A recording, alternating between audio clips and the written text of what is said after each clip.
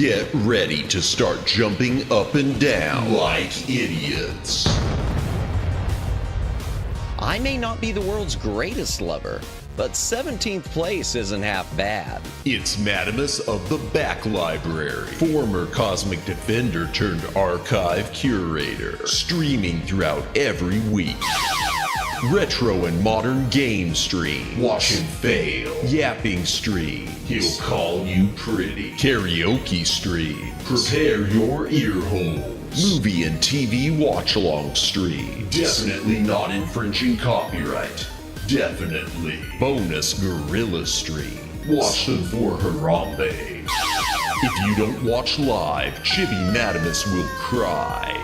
Is that not enough? If you don't watch live, the dinosaurs will go extinct again. Don't blame me, I did not authorize any of this. Plus, why watch Madamus of the Back Library for free when you can pay for it? I'd like to talk to you about our special financing options. YouTube channel memberships starting at one incredibly low price. Less than all your favorite prescription drugs. And Madamus will moan the name of anyone who becomes a member live. Wait, what? New schedule posted weekly on X and YouTube. Go read it. Back that up. What's this about moaning? All streams scheduled in Eastern Time, God's favorite time zone. When did I ever agree to moan every member's name? Always streaming horizontal, never vertical. Just the way you like it. Quit changing the subject. Follow, subscribe, like, watch, do the things, have the fun. Okay, fine, as long as I'm getting paid. Madamus of the Back Library.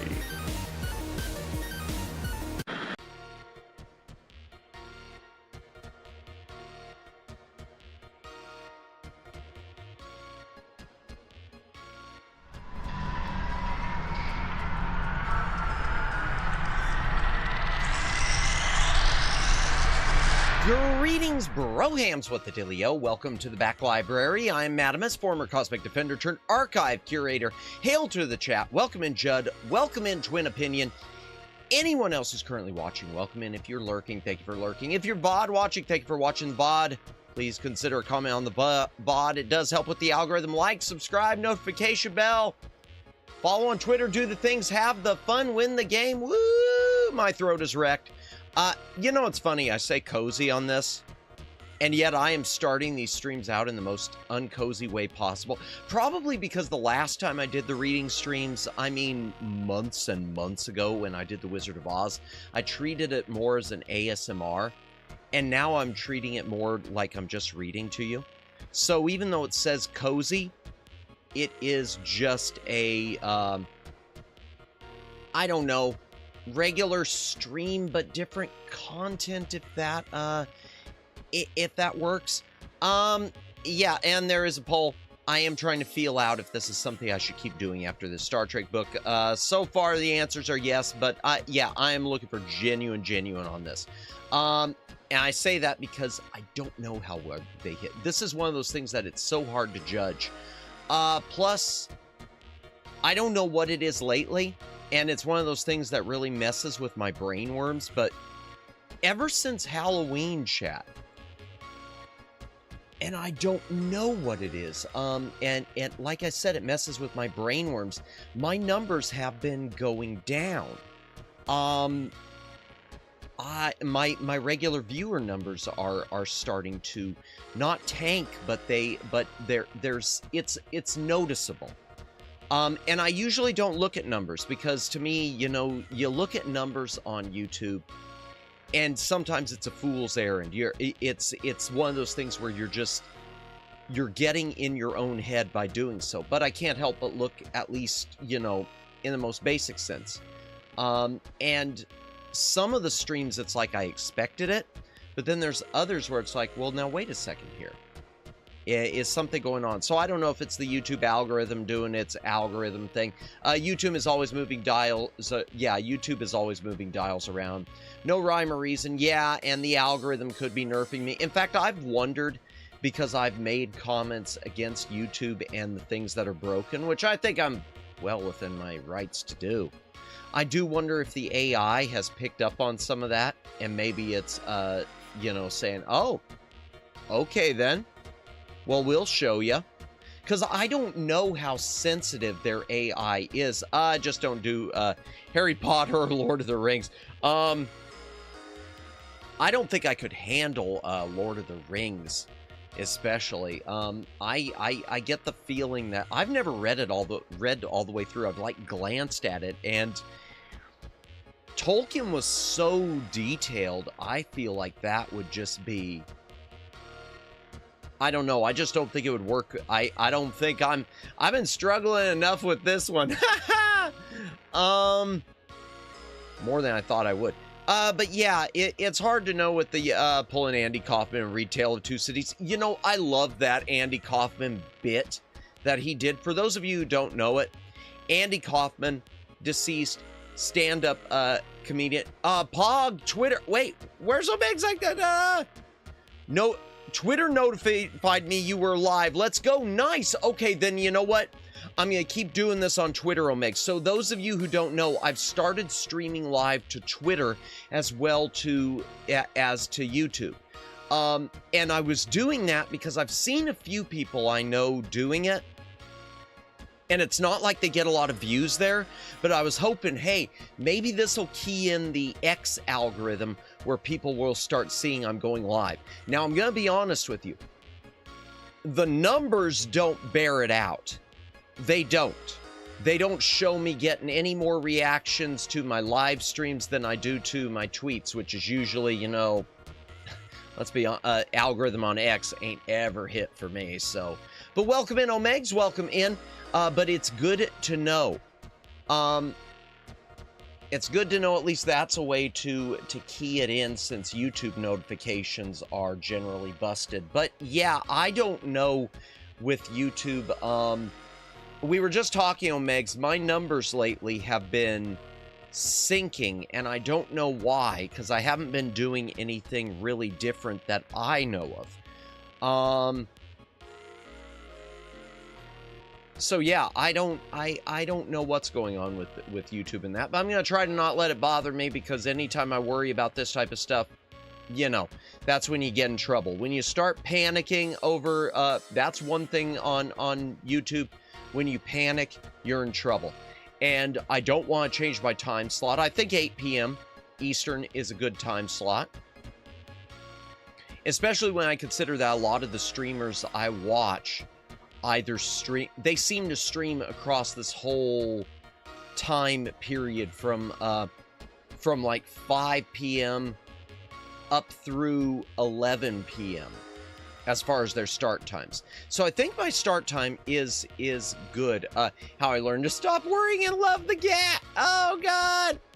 Oh geez. Oh man, yeah. Yeah, I know I get in my head too much. Oh, one thing too, which could hurt or it could help.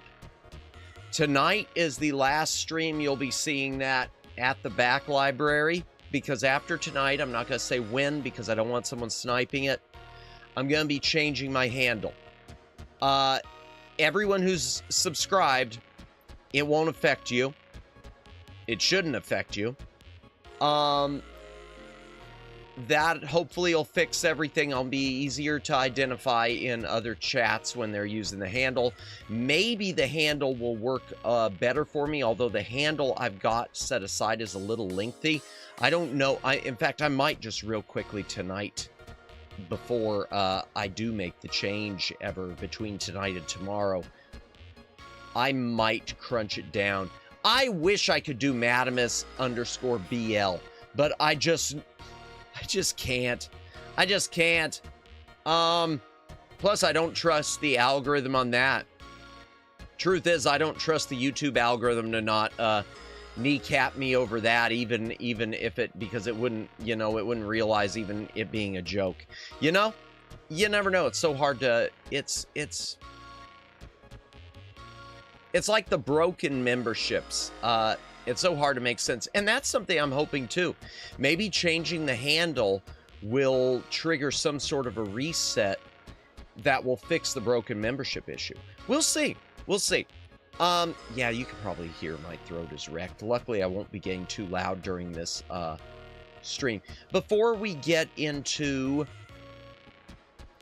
the book, chat, I do want to talk about a couple of things.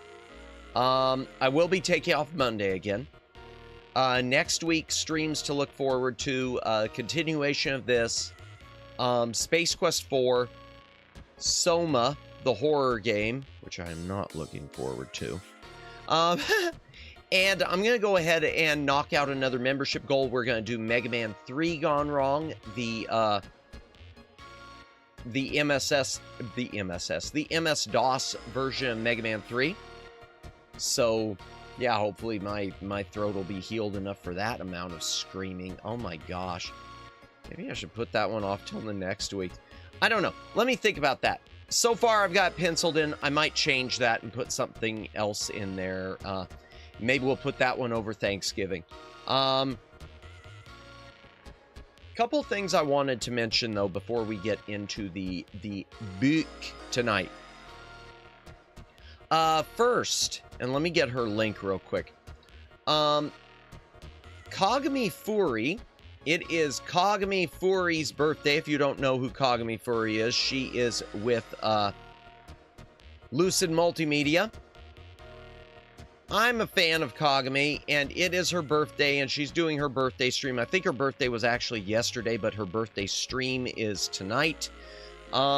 So I'm hoping we can raid into her if she's still going. But if not, or if y'all want to head over there and show her some love, there is the link. She's going to be starting her stream for her birthday, at least at, I think, 9 o'clock. I should have posted the birthday stream link. I didn't because, you know, pro streamer and all. Something else played on my mind. And I hate to get... So there's something about November. I don't know if y'all get hit with this. I know a lot of people do. November is always a downer month for me. There is something about November. Maybe that's why in America we have Thanksgiving in November to try to pull us out of the funk of November. But I know it's not just me, but there's something about November where I start getting a bit morose, and I don't know what it is. And unfortunately, it was sort of something else sort of added to it last night that I wasn't expecting. So, lack of the sun. It could be, even though I'm in the sunshine state, so I still get plenty of sun. I don't know what it is. I think maybe it's just knowing the year is coming to a close. Maybe that's it. And it probably is a bit of the change in the weather. I don't know. But it always makes me... I always start thinking about endings. And... I don't know what prompted... Well, I do know what prompted this. I started going through my YouTube, my list of channels I'm subscribed to. In part because I wanted to see who am I subscribed to who I have not rated into for a long time or at all. Who have I not said hello to in a while? Let me back that up. Daylin, welcome in, welcome in. Is it really Kagami Furi's birthday stream? Yes. Are you sure? Yes, I'm sure. Are you not subconsciously telling, is not your subconscious telling you otherwise? No, that nagging doubt leading you joking. No, it is. In fact, no, it's been mentioned a lot. In fact, Sarah Casera tonight on her stream pointed out the fact that everyone who has a birthday in November, that means y'all's parents were getting it on around Valentine's Day. So, yeah, thank you, Sarah, for ruining Valentine's Day for everyone now. Yeah, because that's just what I wanted to think about with all the November birthdays. That's just what I wanted to think about. My birthday is not in November. But y'all, yeah. Yeah. But no, so I was going through my list of channels that I'm subscribed to. And I was looking specifically to see who have I not said hello to in a while. And there are some big ones who I don't go into, but I mean, you know, I don't think I would be missed. And I don't mean that in a negative way. I just mean there's such a big channel that it's one voice out of, you know, hundreds per second or something. Yeah, my day just got ruined. I'm sorry, Daylin. But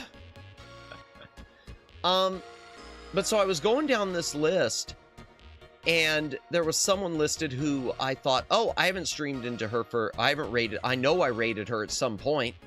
Let me see what she's up to. And I just got really sad because I noticed that, she hasn't streamed since early September. And you look and there's no posts saying anything about a hiatus. I pulled up her Twitter page, and the last post she made was for that live stream. The last one she did. And I opened up the live stream, and I didn't notice anything when I sort of fast forward to the end or about, you know, hey, I'm taking a break.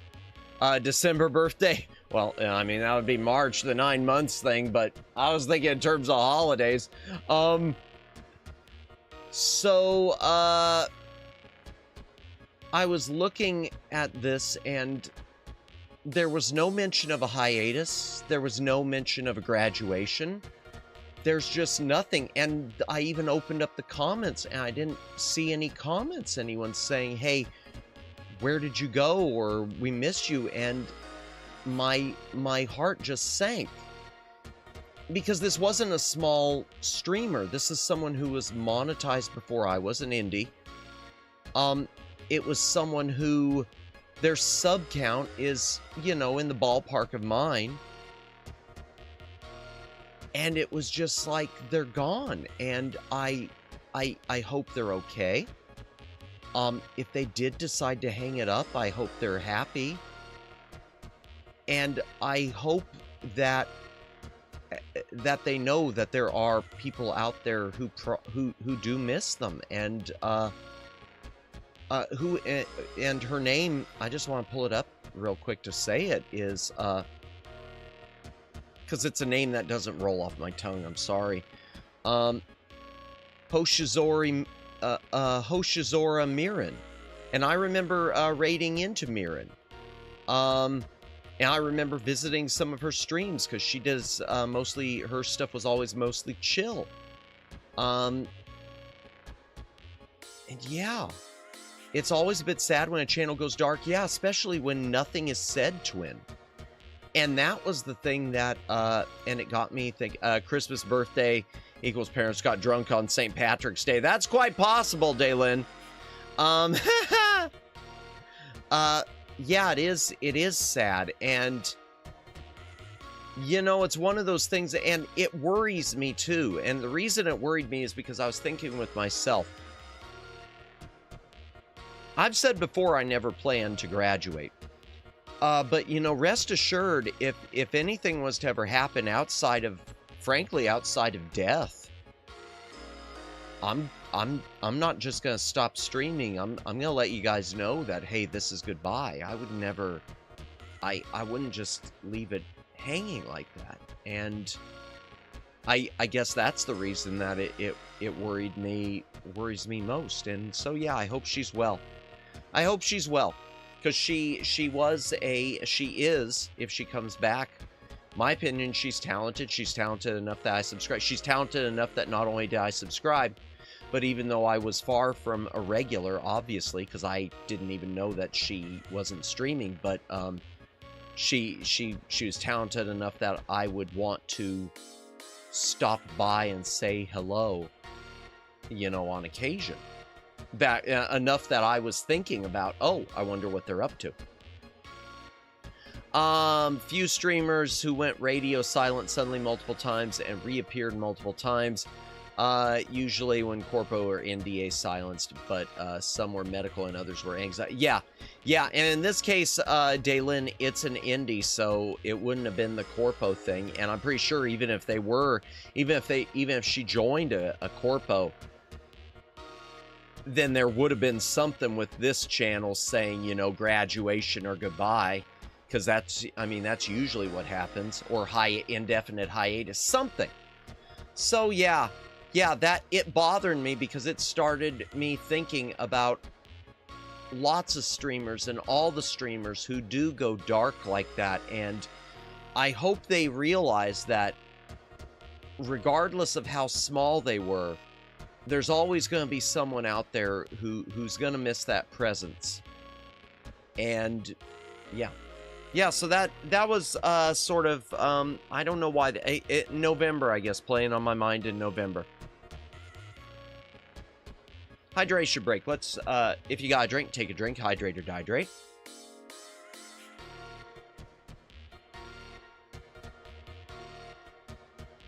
Excuse me, it started me thinking of Nanaru, too. That was another thing it started making me think of, was Nanaru, who was, of course, previously Miki Hitsugi, because she had started streaming as Nanaru, and then just radio silence, nothing, no comments, not a thing. And I said the other day, I hope she's well. So yeah. Anything else to mention? Excuse me. I can't really think of anything tonight to mention, other than we're going to be doing the name change. The handle change will be happening later. And as for streams of next week, I don't know on the Mega Man MS-DOS. Like I said, I'm going to have to mull that over just a little bit more. If you disappear on us, I will always remember. Oh, you're Gad! Oh, God! No, I appreciate that. But like I said, even if it's ever a depression thing with me, because heaven knows I probably have it. Y'all are probably hearing it in me that I probably suffer but have never been diagnosed. I do promise y'all, unless something happens where I'm just flat out not able to ever say anything, I'll always be sure to let you know that, hey, I'm hanging it up or I'm going on hiatus or something like that. I won't just go radio silent on y'all. What was this?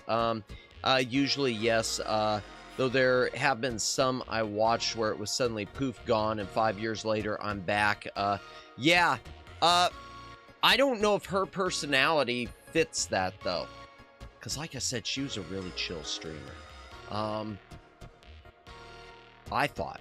From what I gathered. Or it could be even something with her country. Whatever nation she's from. Because, I'm not trying to dox anyone, but I mean, you could tell it was a very Asian accent. So it could be anywhere outside of the U.S. Yeah, stuff like that. I know it shouldn't bother you, but, yeah, it does me. I do start thinking about stuff like that. Anything else to mention? I know there was something else, and I can't remember what. Oh, gosh, I'm already yawning. That's a bad sign. Okay, let's go ahead and head into the, I don't know. Who were we talking about? Welcome in, Luciano. Welcome in. So I was going through my list of stuff, and, I gotta look it up again because of pronunciation. Hoshizora Mirin, who is an indie VTuber. In fact, let me grab her link. But she just, I don't see it. There's no post. Wait a second. No, I'm sorry for being cute. Let me see. Back to work. No. There is like literally nothing. Yeah, national stuff sometimes have Twitter ban in Brazil or whatever it was. Yeah, and it could be, I don't know for sure, but yeah, if anyone ever wants to look her up, there's her link. She's someone I think I rated into at some point. I'm sure I rated into. If not, she's someone I subscribe to, probably thinking, you know, someday I'll want to raid into them. I used to check out her streams occasionally, very chill. And last stream she made, Luciano and anyone else coming in, was in earlier September, like the 12th, I think. And that's when her last post on Twitter is and everything. It's just, there's like no sign that she's disappearing, and suddenly she's gone. So, yeah, like I said, I hope she's well. I hope everything's well with her. It's such a weird game we play, isn't it, chat? Let me head into the reading room.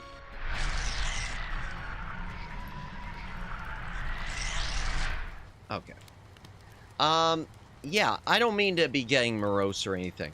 I don't mean to. Oh, it's been a bit of a day. All right. So last time, chat, in the Galactic Whirlpool. As you can see, you know, right there. To my right. Left side of the screen, my right. Yes, I got my directions right. Woo! Last time, chat, the crew of the Enterprise had encountered this giant ship, which was almost like a city in space. It was basically a derelict. It had power from one of its generators, but some of its generators were dead. And as they approached it, they saw through a window what looked to be a human woman. So Kirk and company are getting set to pop through an airlock that they have set up into this ship to find out what is happening here. Let me take another hydration break before we get started, if that's okay.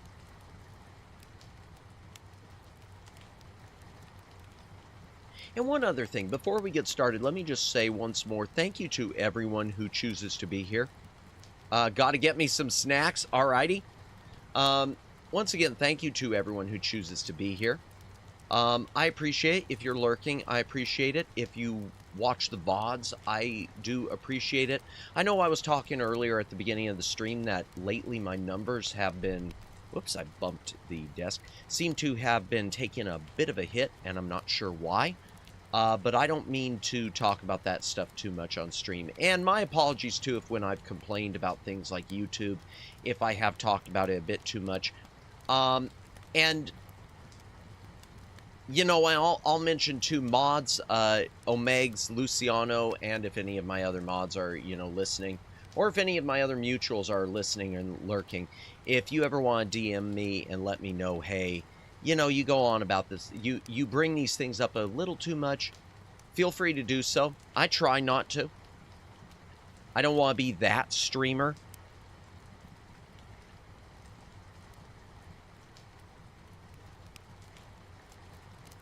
Or if you think I don't bring up enough and you want me to just start lighting stuff on fire and screaming, you can let me know that too.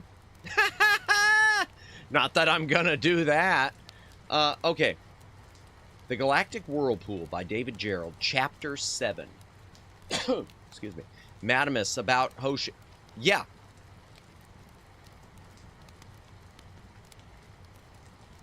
Oh! Okay. So that probably has something to... Oh, well, God, that makes me feel a lot better. Thank you, Daylin.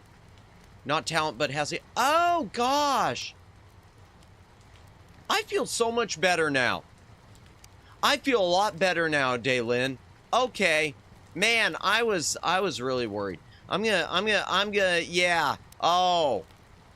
I didn't know that because I wasn't super familiar with him. I just know that the page I posted, she mentioned that she said indie.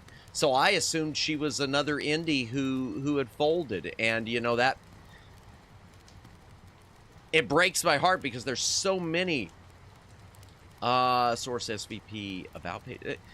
Dude, Daylin, man, you know what? At some point, I'm probably just gonna have to wrench you because I seriously think I mean you're definitely a wealth of help on this stuff. As are a lot of you. So don't take that the wrong way, like you know, but only about page listing to have a YouTube page. Gotcha. Good to know, Daylin. Thanks for letting me know that. That makes me feel better. I thought I thought it was just another indie who, gosh, who I had on my list who wasn't there anymore, you know? So now, good. Only one I need to worry about right now is Nanaru.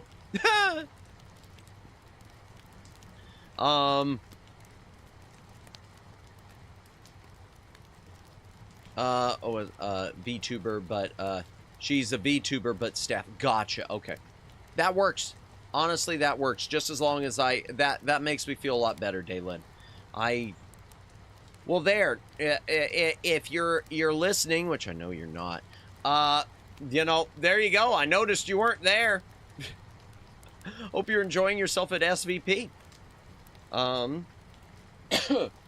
Excuse me. Gosh, I'm coughing a lot. My throat really is wrecked. Glad to help. No, I genuinely, Daylin, because I I should have done my due diligence and looked it up, but it was one of those things I noticed like right before I was crashing for the night. And then it was kind of in the back of my mind all day today, but I've been so busy doing other things, including thumbnails.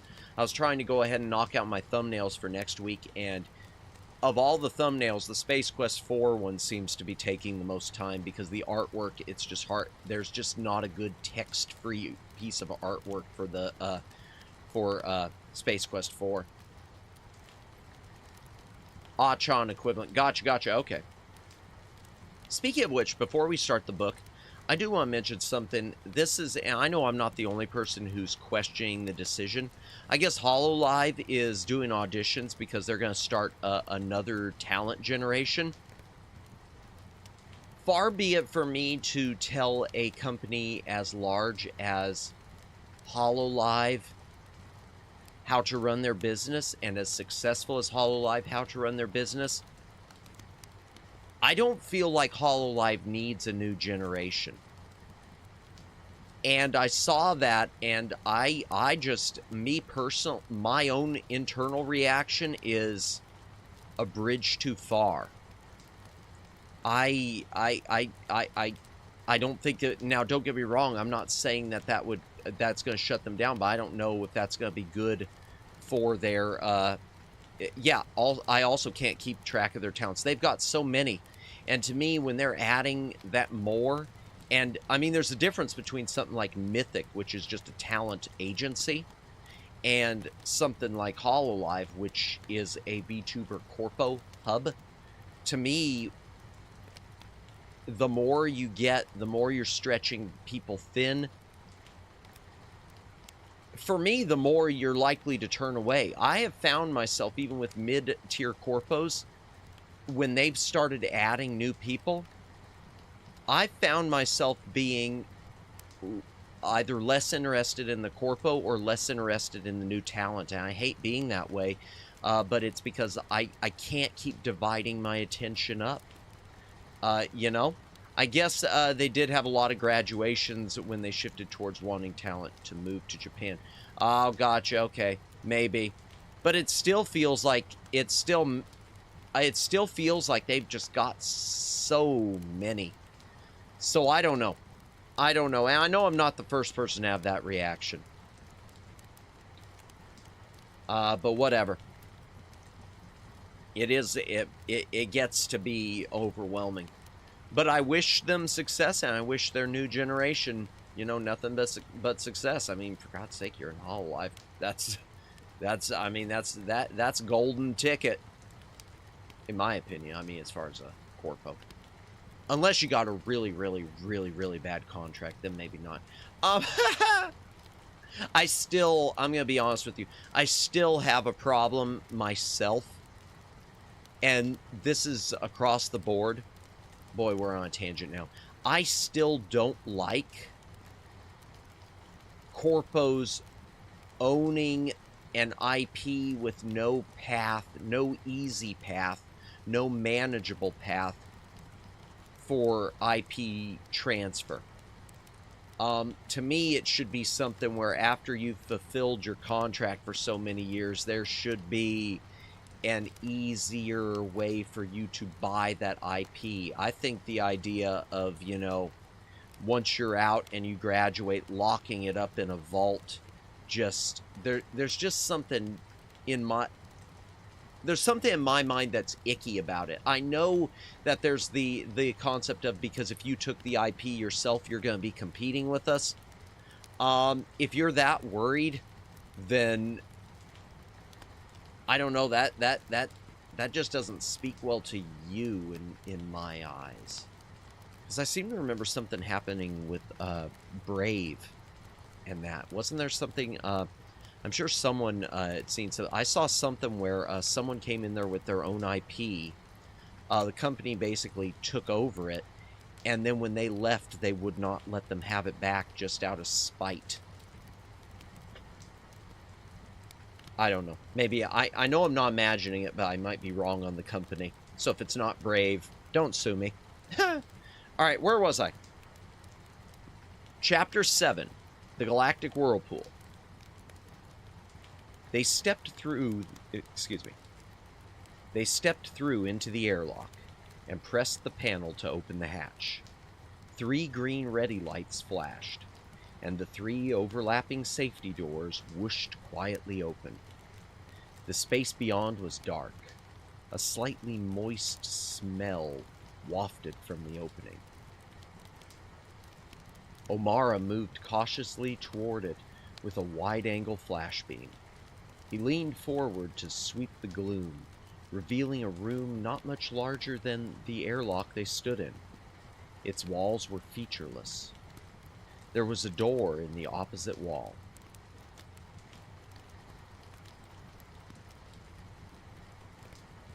Kirk was frowning thoughtfully. Look at the thickness of the hull, Spock. Obviously, the designers lacked knowledge of stressed metal shielding, which would imply that they also lacked knowledge of stress field screening as well. But we could have surmised that.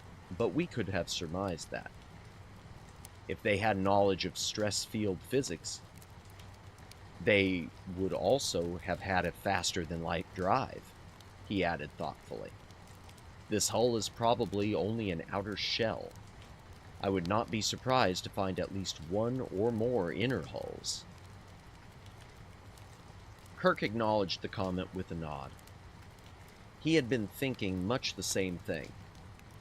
The construction of this vessel was proving to be a sophisticated set of refinements on what was basically a primitive design.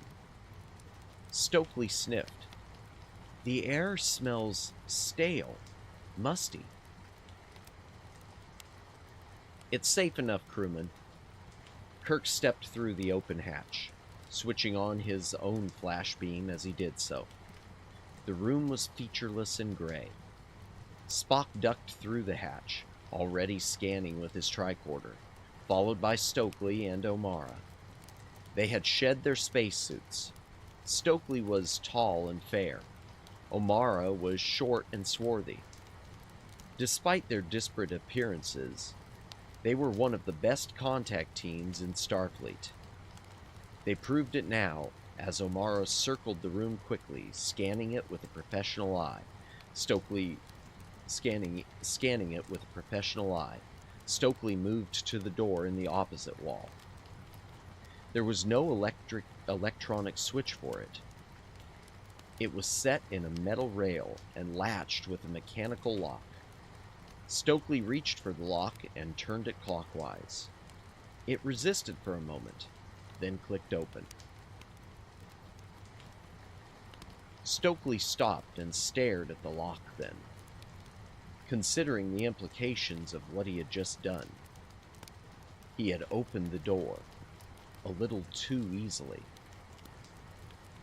The lock had been at just the right level,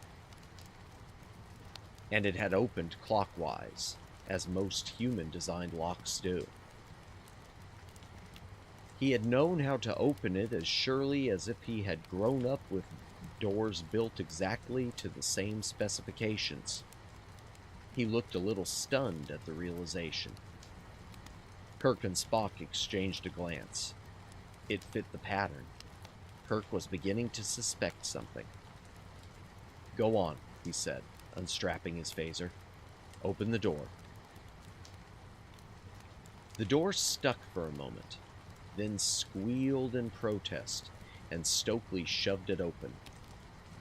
O'Mara stepped past him to sweep the room beyond with light. The second room was larger than the first, but otherwise it was equally featureless and gray. At the opposite end was another sliding door, but this one was open. The space beyond was shadowed in gloom. Cautiously, they moved toward it, Spock holding his tricorder before him like a shield. Stokely unclipped his own flashbeam, and now there were 3 light sources exploring the dark.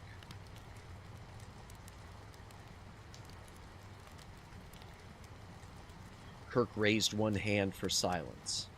"Listen." They hesitated. O'Mara guessed. Water? Indeed, the floor here was damp, and from the corridor came the steady sound of water dripping. A sudden motion in the dark. They whirled, phasers ready. Hold your fire! It was a round ball of color floating a meter off the floor. A bright red balloon?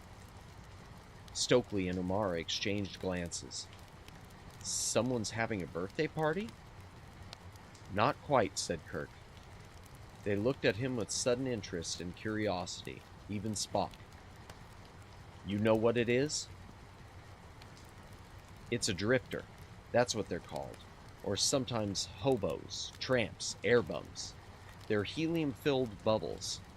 In the early days of space travel, all spacecraft used to have them. Now only certain Academy training vessels and historicals have them. They're used to locate slow leaks.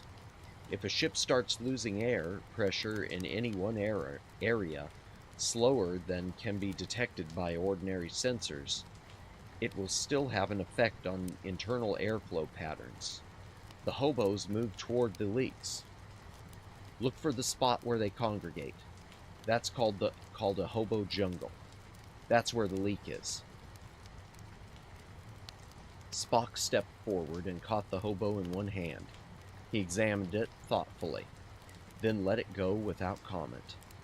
It hung almost motionless in the air, eddying only slightly. The atmosphere of this vessel would tend to move opposite the direction of spin. The hobo reflected that motion. O'Mara stepped through the door, quickly turning to shine his beam in all directions. Stokely covered him with his phaser. Kirk and Spock followed. They were in a wide corridor, damp with condensation. Water was dripping off the walls and puddling on the floor. The corridor was unlit. Their beams penetrated the gloom only a short way. In the distance, the floors curved upward into blackness. There were faint sounds, vibrations transmitted through the hull of the vessel. The sounds hinted at machinery and voices, but even with amplification and real-time logic applied, Spock's tricorder could not clarify what the source might be. Perhaps the computers on the Enterprise would be able to make sense of the noise. Kirk aimed his beam spinward and anti-spinward. Occasional hobos could be seen hanging here and there in the tunnel. Their colors faded and drab. Narrow trickles of water flowed past their boots in an anti-spinward direction. In the center of the corridor were 4 metal tracks. Spock bent to examine them more closely. For moving heavy machinery, probably. He straightened, then looked at his tricorder again. Captain, there are heat sources moving somewhere up that corridor.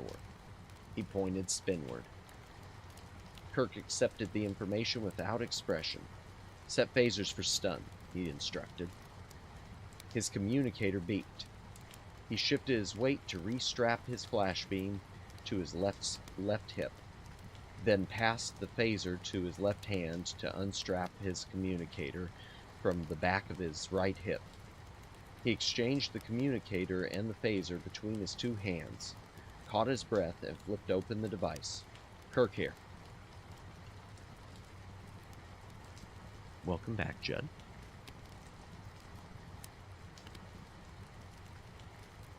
Captain, it was Uhura. She reported crisply. Long-range sensors are picking up a ghost. It appears to be a Klingon war vessel, possibly a Dragon-class cruiser. It's a very faint ghost, not even a solid tracing. We're running probability scan on it now. What kind of course is it on? Uhura's answer was immediately disturbing. It seems to be staying deliberately on the sensory fringes.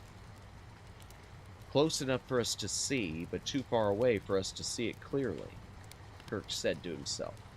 It's an old trick.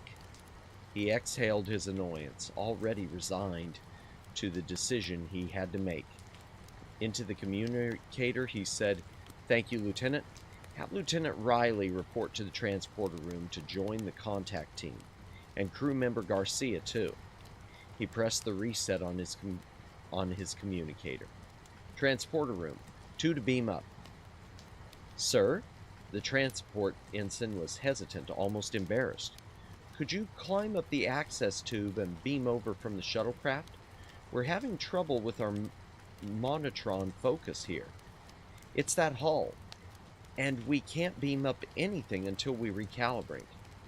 And even then, if we're going to put anything aboard that vessel, it's going to require a coordinating module or a communicator for a focus. Kirk started to say something, then looked at Spock's impassive face and said nothing instead. Stand by, transporter room. Mr. Spock? He stepped through the door and crossed to the open hatch, muttering something under his breath. Spock followed dutifully. Stokely looked at Umara. What'd he say? Something about 2 guys named Murphy and Finagle. He wants them assigned to sewage maintenance. Yeah, agreed Stokely. And that's the end of Chapter 7. Hydration break chat. If you've got a drink, take a drink. Hydrate or dihydrate.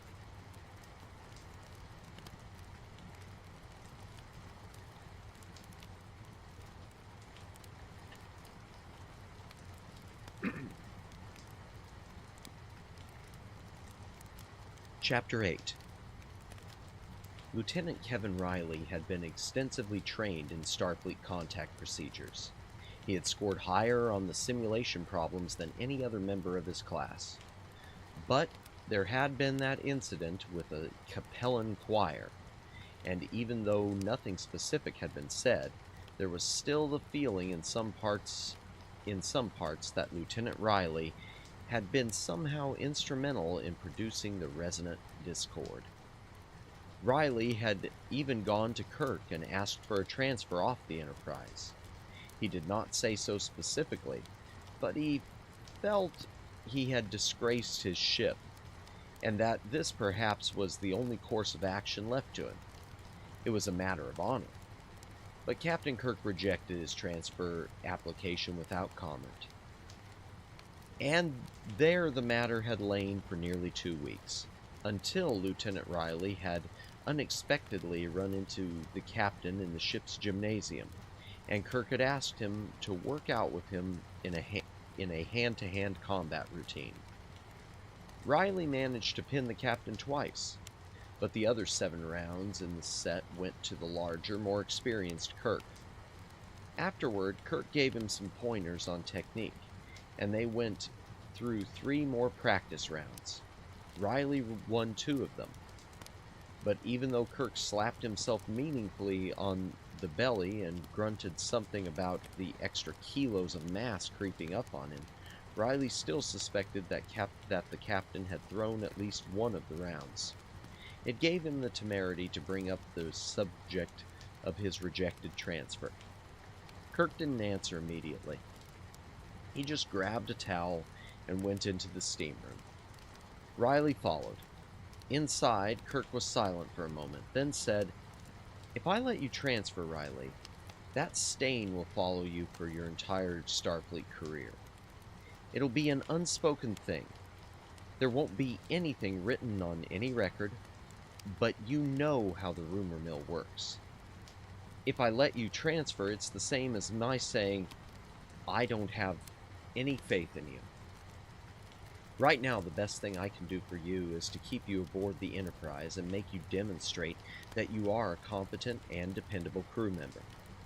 The best thing you can do is not lose faith in your own abilities. Everybody makes mistakes, Riley, even captains. But it's the ones who pick themselves up and get on with the job who are most valuable to Starfleet." He stopped then to give Riley a chance to think about what he had said. After a moment, he added quietly, "Kirk's Law, Riley. Once could be an accident. Twice could be a coincidence. But the 3rd time makes your captain look like a fool, too." He let the words sink in, then heaved himself off the redwood bench and left the steam room, leaving Riley sitting there and sweating, and thinking. Afterward, Riley realized something else.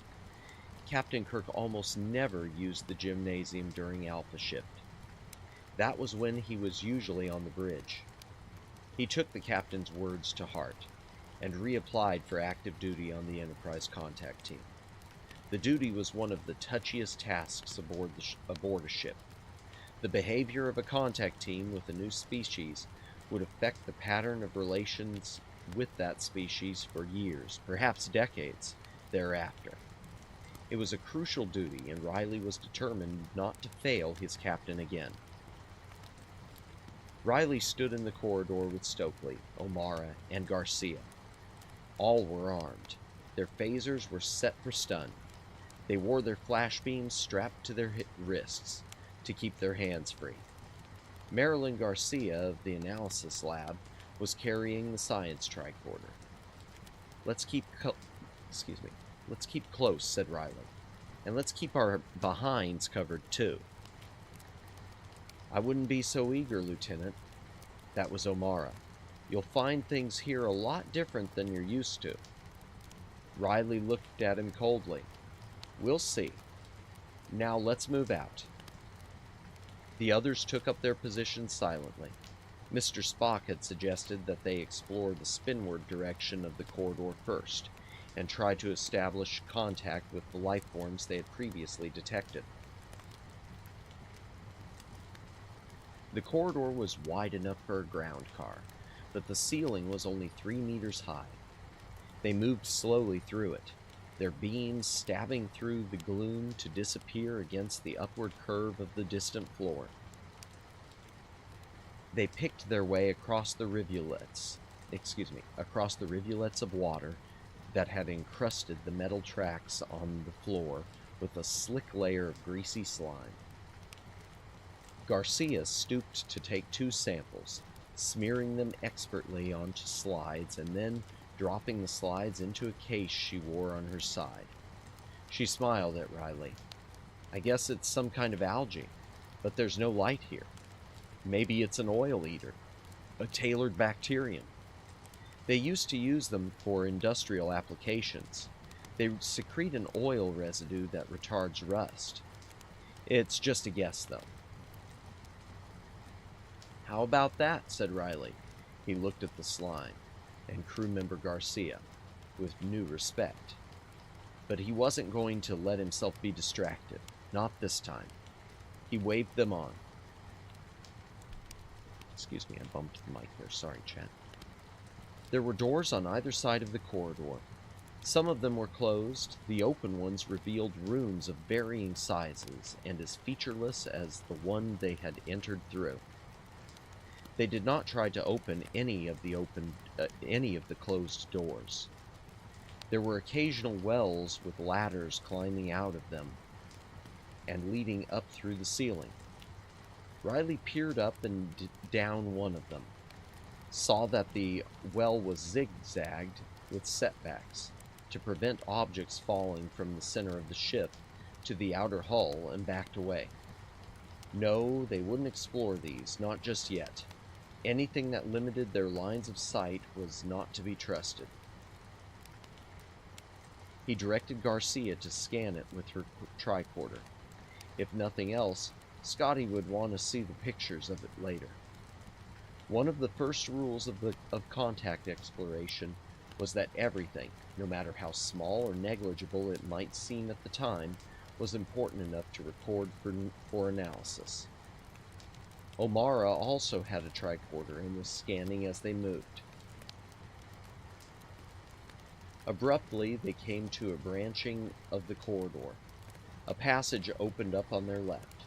It pointed toward the forward part of the vessel.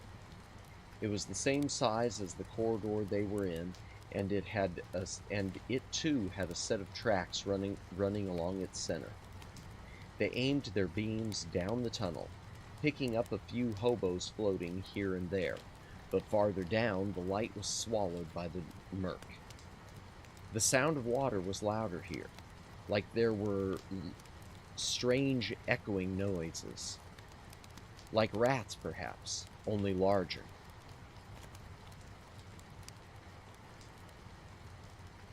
Riley flipped open his communicator. Riley here. We're at a T branching. The new corridor seems to go forward. What do you suggest, sir? Mr. Spock's voice came calmly back. We have triangulation on your position, Lieutenant. You have moved 10 degrees spinward. Hold your position for a moment. There was a pause. Perhaps the science officer was conferring with the captain. Then Spock's voice returned. Move slowly up the corridor, Lieutenant, but proceed with caution. Yes, sir. Riley out. He restrapped his communicator. He wondered what was happening on the bridge. Kirk had put the whole ship... Oh, excuse me, I missed a period there. Wow. He wondered what was happening on the bridge. Kirk had put the whole ship on full alert. Probably they were standing by and watching for the Klingon ghost to do something, even though they most likely knew it wouldn't approach at all. Therefore, the full attention of the captain was probably directed here, on Kevin Riley and his contact team. He wiped his forehead. He could almost feel the weight of the responsibility. He swallowed, waved his team forward, and they padded cautiously down the new passage. There was no water flowing down the center here. Instead, it was puddled occasionally on the floor where it met the anti-spinward wall.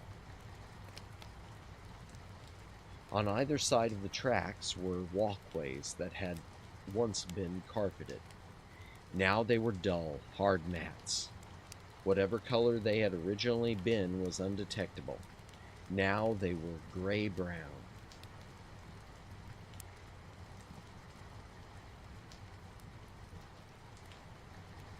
Overhead, there were rows of luminescent panels, long since gone dead.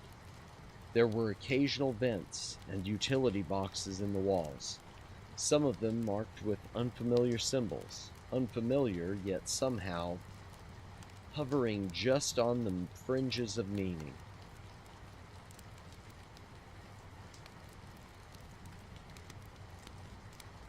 Abruptly, the corridor widened. It was an intersection, sort of. The corridor opened onto a wide circular shaft. The passageway became a circular balcony around it, then continued forward on the other side.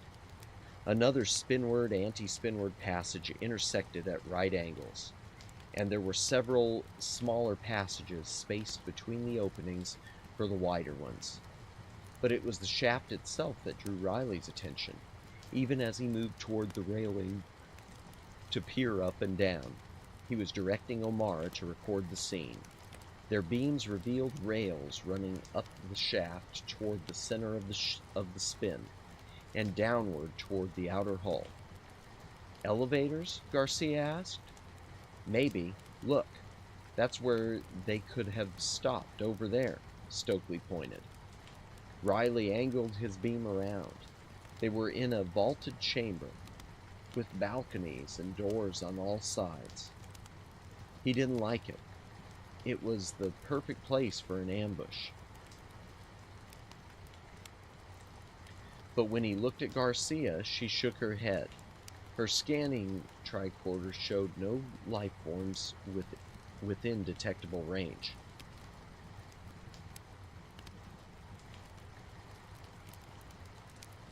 Riley opened his communicator again. Enterprise, are you getting all of this? Acknowledged, Lieutenant, came back Spock's emotionless reply. Riley was going to ask Spock which direction he thought they should go, but his eye was caught by something in Stokely's beam, a staircase spiraling up around the walls of the shaft. He followed it up and up and up. At the top there was a faint yellow glow. Riley said slowly, "We thought we'd climb the stairs, sir." He waved at Garcia to point her tricorder upward.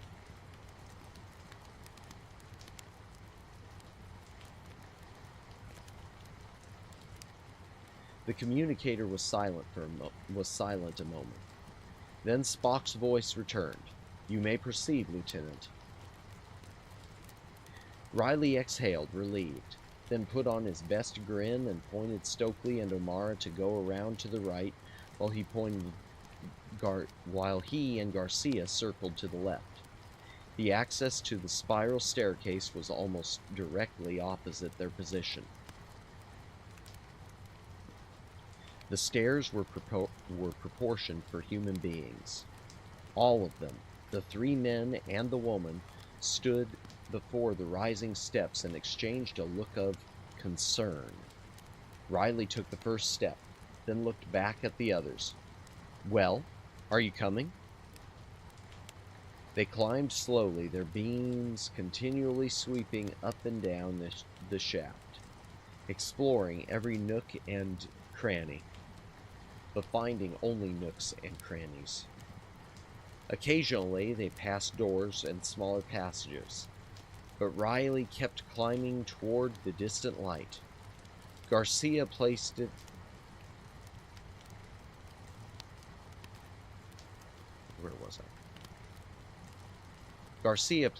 as being only a third of the way toward the center of the vessel from where they were. They would still be within the outermost shell. If there was an inner hull, they hadn't found evidence of it yet. There were places where the stairs were wet with water and streaked with more of the slime. Stokely almost slipped once, which garnered him some jibes from O'Mara. They climbed upward, once or twice being hit by small running streams, and tumbled down the shaft and disappeared into the silence below. The stairs climbed up to meet another intersection like the one they left below. Garcia and O'Mara scanned it, then Riley pointed them upward again. They passed two more of the intersections, then Riley let them stop to rest at a third. O'Mara gasped, still trying to catch his breath. "Gravity's lighter here. It's more than Earth normal. Why would anyone want to build a spaceship for high G's?" Stokely complained.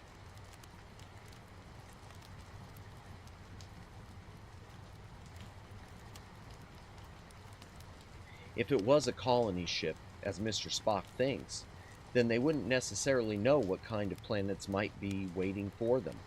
Perhaps the higher gravity levels were so they could begin acclimatizing themselves to the higher G's as soon as they knew they would have to. "It's just a guess," said Riley. He opened his communicator again. "Mr. Spock, we're at the third, or is it the fourth, intersection. I think there are only 3 more before the top." "It's the 4th intersection, Lieutenant. We're still getting strong signals from you, but please try to be more accurate in your counting.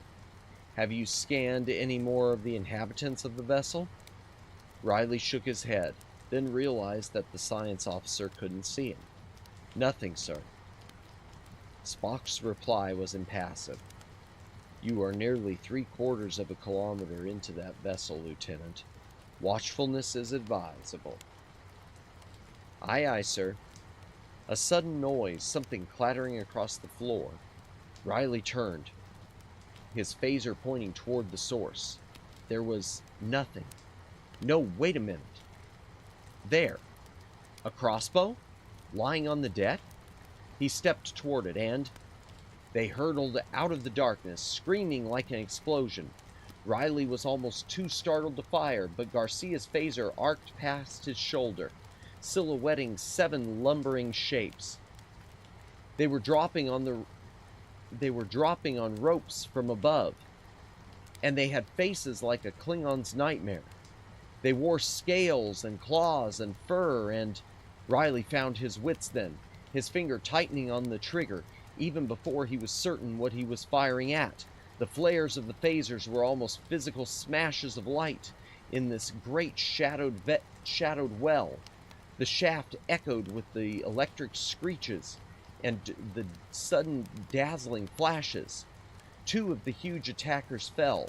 Another one screamed. Something grunted and scrambled across the deck in full retreat. And then it was over, and the attackers were gone. 3 bodies lay on the deck. Riley looked at the other 3 members of the contact team.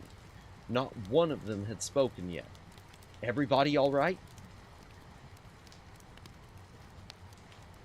Stokely and O'Mara both nodded, but without interrupting their steady turning, sweeping the area with their beams and their suddenly hard expressions. They held their phasers ready, moving them in wide arcs, up and down as well as across. Garcia looked shaken, but she was turning with her tricorder, scanning again. "They're gone now," she said. Riley acknowledged. They advanced slowly toward the 3 fallen bodies. The communicator beeped. Riley realized he was still holding it open in his hand.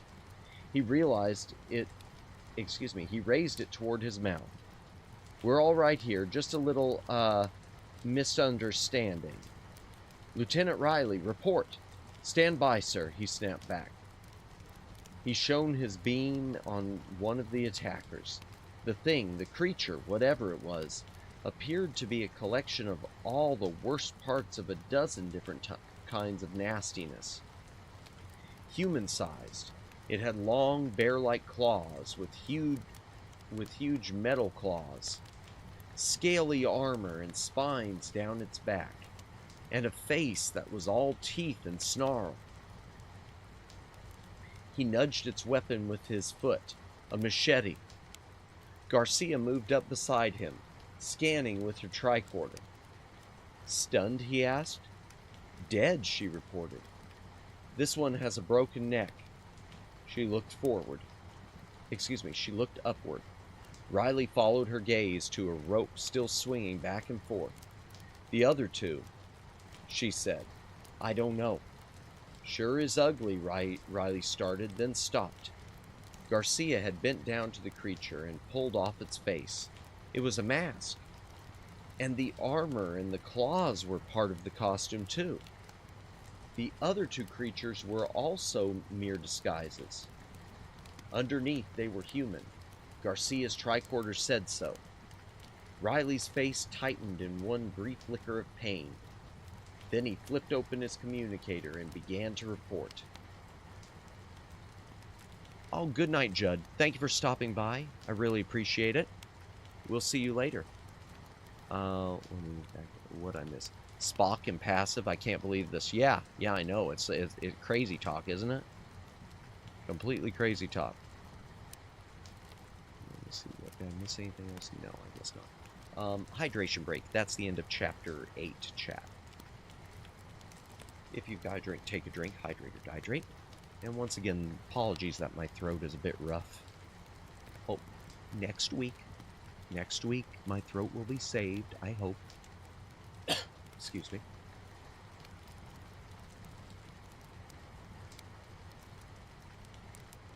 And again, thanks to everyone who is watching and listening.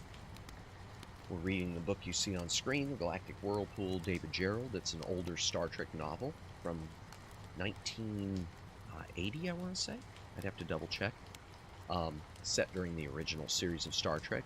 From what I can tell, it doesn't seem to be from post-motion picture.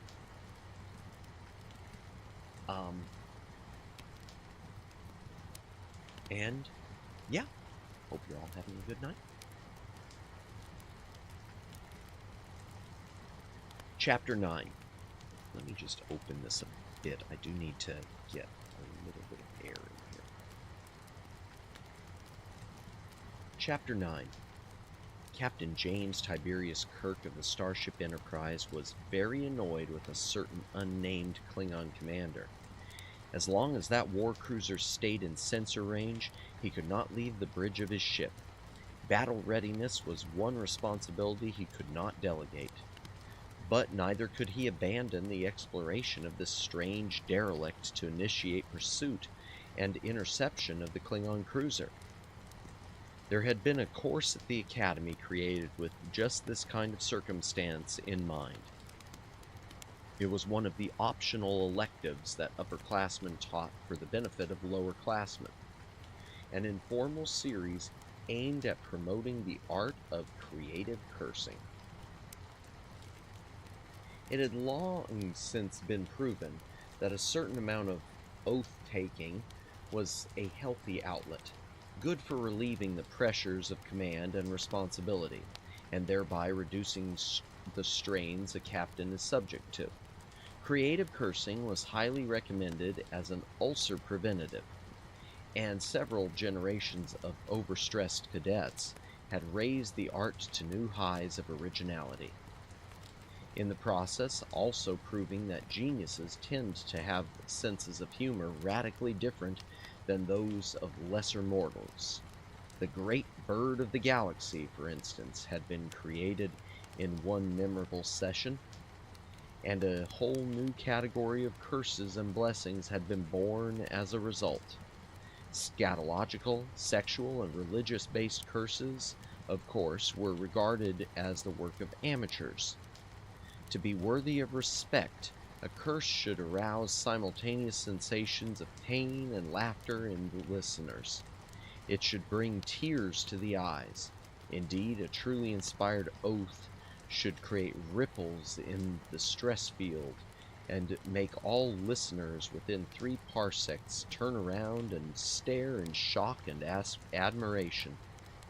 A mild Starfleet curse should curdle an egg in its shell. A strong one should do it before the egg has even been laid.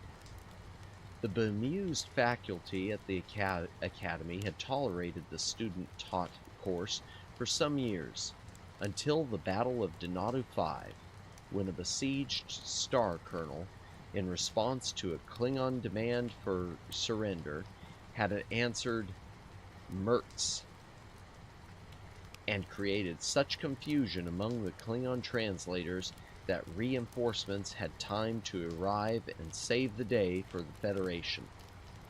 After that, participation in creative cursing was actively encouraged, and excellence at the art was regarded as evidence of a particular strain of inventiveness that had so far eluded identification and analysis. But all that James Tiberius Kirk could think to say at this moment was, may his engine room become a test lab for the 7th corollary of Murphy's Law. Spock raised an eyebrow at his captain. Uhura turned to stare. Scotty looked up from his console. Chekhov and Sulu exchanged concerned glances and turned around in their chairs to look at Kirk. If this was the best that their captain could do, they were in serious trouble indeed. Obviously, James Tiberius Kirk was so annoyed he couldn't even channel his energies for a proper oath. But Kirk wasn't annoyed so much as he was preoccupied with analyzing the situation. May his gad send to the enemy like Ace. No.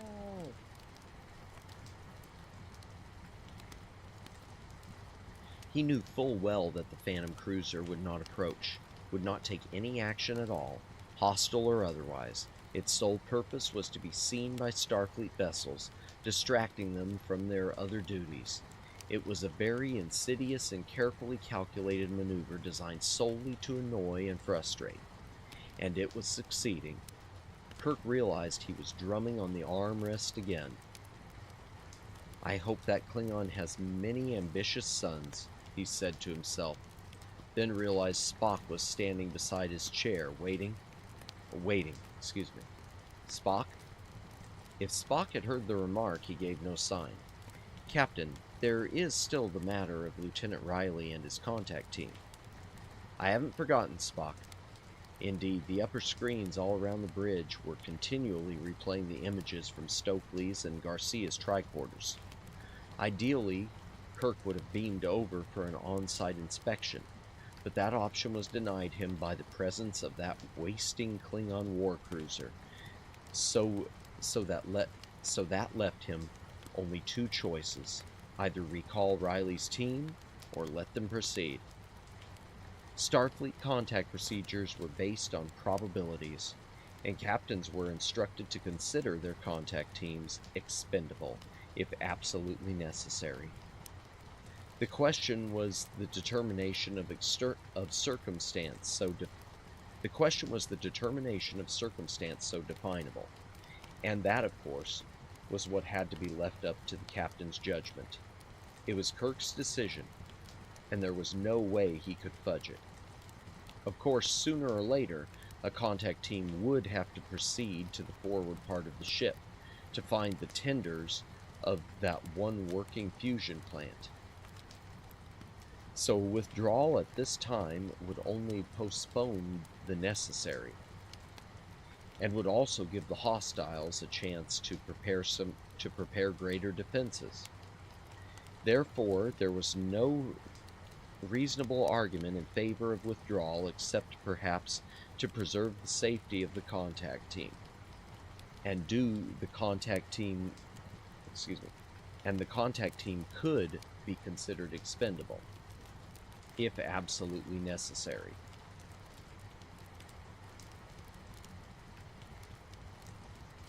But it wasn't a good idea to waste contact teams.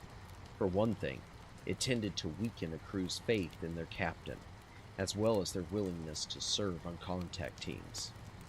He heaved himself out of his chair and crossed to an unmanned console on the port side of the bridge. Privately, he reran the tapes of the attack, then took a look at the computer's 24-hour evaluation of the performance of each member of the contact team, but especially Riley's. The question was one of competency, not so much how Riley had handled himself in the past as much as how he would handle himself in the future. But the only guide Kirk had to the future was Riley's past. All of the stats, all of the graphs, all of the charts that the computer could generate for him could not answer the one question that Captain Kirk most needed answered. A question of human judgment. But then that was the reason why Kirk was the captain and not the computer, nor even Spock. It was a question of something he couldn't quite pin down. Tiberius, he said to himself, and suddenly he knew what the question was. It was a question of compassion. And knowing that, he knew also what the answer was. He remembered a conversation in the ship's steam room. It wasn't just that Riley had to prove his competency, it was Kirk who also had to prove his renewed faith in the lieutenant. It's easy to have faith when there's no reason to question it. It's when one has reason to doubt that faith proves its value. He turned around abruptly and said, "Lieutenant Uhura, tell Lieutenant Riley to proceed as originally directed." "Aye, aye, Captain." Uhura was beaming. She agreed with the decision. Around the bridge, Kirk could see that his other officers agreed as well. There were quiet smiles and a general relaxing of the tension. Good, he thought, they understood. If Kirk had called Riley back, it would have demonstrated that he didn't trust the junior officer without a leash. And it could very well have shattered the last of Riley's faith in himself. And it would have also proven Captain James T. Kirk a hypocrite. But the real reason why Kirk had made the decision to let Riley proceed was based on something deeper.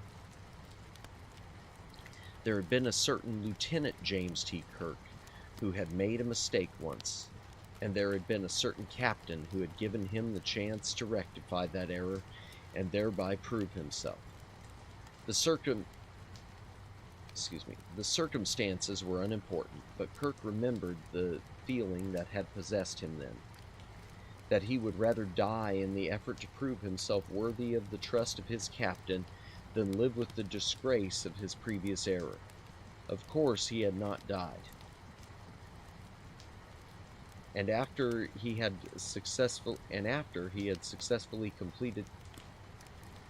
I'm sorry, Chad, I botched that sentence. Let me back that up. Of course, he had not died, and after he had successfully completed his mission, his captain had summoned him privately to his cabin and told him that he had passed a valuable test. Any idiot can die for his ship, James. What takes real genius is surviving. That's what we try to look for in our officers. Not just problem-solving ability, but survival skills as well. So he can go on to solve the next problem, and the next, and the next. After all, what good is an officer who self-destructs? The only way we can ever find out if an officer has that survival skill is to put him in situations that will directly test it. Remember that when you become a captain yourself someday. Kirk had remembered it. In fact, he was already planning to have the same little talk with Lieutenant Kevin Riley when he returned to the Enterprise. If he lived. Let me take another, that's the end of Chapter 9. Let me take a hydration break again. Let me back this up. Not my best creative person. My noise has a soundscape called Spaceship. It sounds just like a Star Trekian engine room. Oh, wow. I'm playing it with Madamus. It's awesome. Nice, nice. I wish I would have thought of putting something like that for my own background. Although I don't think the backdrop would have worked with it, but that's nifty, Twin Opinion. I didn't even think about that. I know there are some things like that around. I might even have one in my sound library. But hydration break. If you got a drink, take a drink. Hydrate or dihydrate, chat.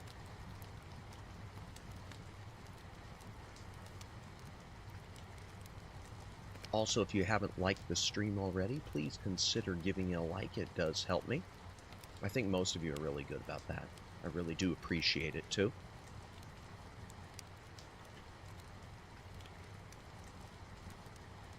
And the same thing goes for any waiting rooms for future streams. If you ever head in there to any of those and you want to go ahead and give the stream a preemptive like, that does help me with the algorithm. I always feel weird talking about algorithm games, but, you know, you gotta play the game. Can't like if I forget to click. That's true. Fair enough. Yeah, that's the truth. I have to remind myself too. There are plenty of streams I go into and it's like halfway through I look down and, oh, I needed to click that. Yeah, no, guilty. I'm really guilty of not leaving comments on the VOD too. That's something I'm trying to get better about, but it's just one of those things when you watch a live stream, you don't think to go back to it. Even when someone's there, your Oshi, you don't think to go back to it and leave a comment on the video if you've already been commenting in chat. It's just, yeah. Okay. Chapter 10. When the captain's order came through, Riley's first reaction was amazement. Then a slow grin spread across his boyish face. Yeah, he said, let's do it. A piece of cake. O'Mara scowled. Whoops, I bumped the mic. I'm sorry, chat. O'Mara scowled at him. You think so? You'll change your tune soon enough, Lieutenant Riley. Riley hesitated half a beat, then let the jibe roll off, deliberately not noticing it. He waved the group upward. More cautious than ever, they resumed their climb toward the glow at the top. O'Mara shook his head in wonderment, then shifted the weight of his gear and followed after. Stokely had put on a pair of infrared goggles to see heat sources in the dark, but there were no further attacks, and they reached the top without incident. The stairs climbed to a final landing in a deserted plaza. The source of the light was still above them, still too high to be seen clearly. What's the gravity here? Stokely asked. It feels lighter. 0.79, Garcia answered. We've come a long way. The 4 team members moved away from the stair shaft and across the plaza warily. Their beams were almost unnecessary here. The glow from above bathed the area in eerie twilight. They kept them lit anyway, but Stokely did push the infrared goggles up onto his forehead. Riley found himself thinking about those goggles. If Stokely had been wearing them before, they might not have been caught by surprise in the attack. Stokely was looking back at him, a strange expression on his face. His hand was still frozen in the act of pushing the goggles up. He had realized the same thing. But Riley said nothing. He could see that Stokely was already berating himself far more efficiently than he could ever do. Besides, Riley knew exactly what Stokely was feeling now, a burning shame at having let his fellow team members down. Riley thought of Kirk and himself and Stokely. He said, "Stokely, do you want to take the point?" Stokely looked startled. Yeah, sure." He allowed himself a smile of relief. Riley grinned back. The plaza fed into corridors on all sides, most of them shadowed in gloom. The contact team oriented themselves by the Enterprise's deep scan triangulation, and then began moving forward again, toward the bow of this gigantic ship. The corridor was wide but dark. Stokely lowered his infrared goggles again. This corridor was unlike the others they had been in. It was wider, and the ceiling was higher, and there were alcoves on either side that could have once been shops of a sort, but were merely bare openings now. Debris littered the floor, and there were even cobwebs hanging from bare struts. The air was dry here and musty smelling. You know what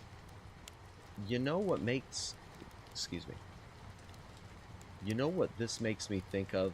O'Mara whispered. No one answered. "The ruins at Old City, New York." His words died in silence. The air was heavy in their lungs. A voice in Riley's head was saying something. He had to listen hard to make it out. Something he had been told once. Ask the next question.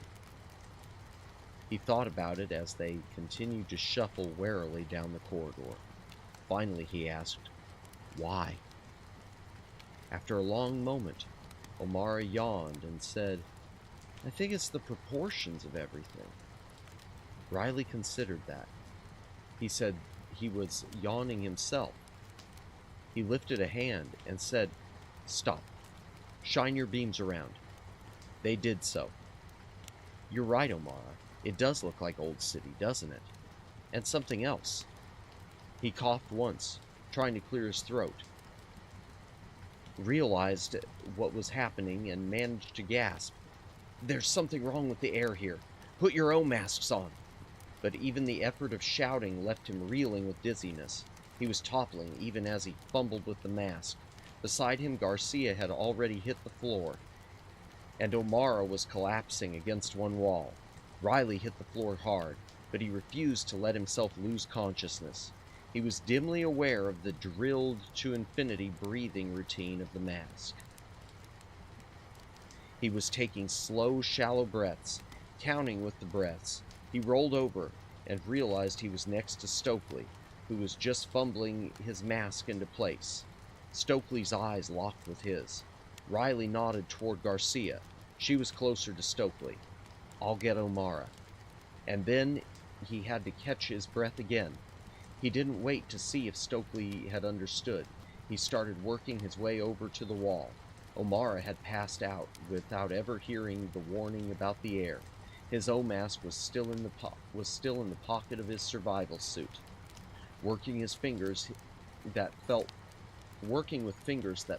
thick as elephant legs, Riley could not get the mask out. But there was no time to waste. O'Mara looked comatose.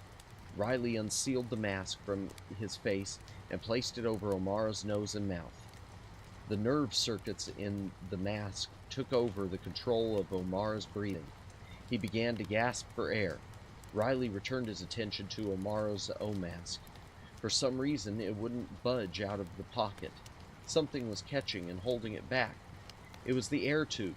Riley pulled the mask free with a jerk and pushed it onto his face with both hands. He collapsed across O'Mara's chest, sucking eagerly at the fragile breath of life. Behind him there were sounds. He counted 5 breaths, then 5 more, then lifted himself on one arm to look. Stokely and Garcia were working their way toward them. Riley pointed, and the 4-member contact team, crawling on their hands and knees, began to work their way back the way they had come. They reached the mouth of the corridor and collapsed, still gasping for breath. "It's a polarized O field," panted Marilyn Garcia. "There's oxygen in the air. That's why the tricorder didn't beep a warning. But it isn't any kind of oxygen we can breathe." She had to stop then and bury her face in her O mask again. Excuse me, I hit the mic. Sorry about that. "I'm familiar with the chemistry, Garcia," Riley managed to answer. They lay there for a moment, the air rasping in their throats. Stokely turned himself around so he could watch the open area of the plaza. He held his phaser loosely before him. To Riley's inquiring stare, he said, "In case those hostiles attack again." "Good idea," said Riley. O'Mara and Garcia pulled into positions of alertness too. "An O field," wondered O'Mara. "Wow. Somebody sure wants to stop somebody from going down that tunnel," Garcia said. "Probably the hostiles," Riley answered. And even as the words fell out of his mouth, he knew that was the answer. Whoever's on the other end of that tunnel doesn't want visitors, and obviously they have the technology to make it stick. He took another breath. "I guess we're going to have to pay them a visit." "Huh? How? What?" Riley pointed at Stokely. "The phasers. If we set them for scatter beam, will ionize the air. Ionization disrupts an O field. And if we use our O masks off the tanks instead of extraction, we should be all right." O'Mara's eyes narrowed darkly.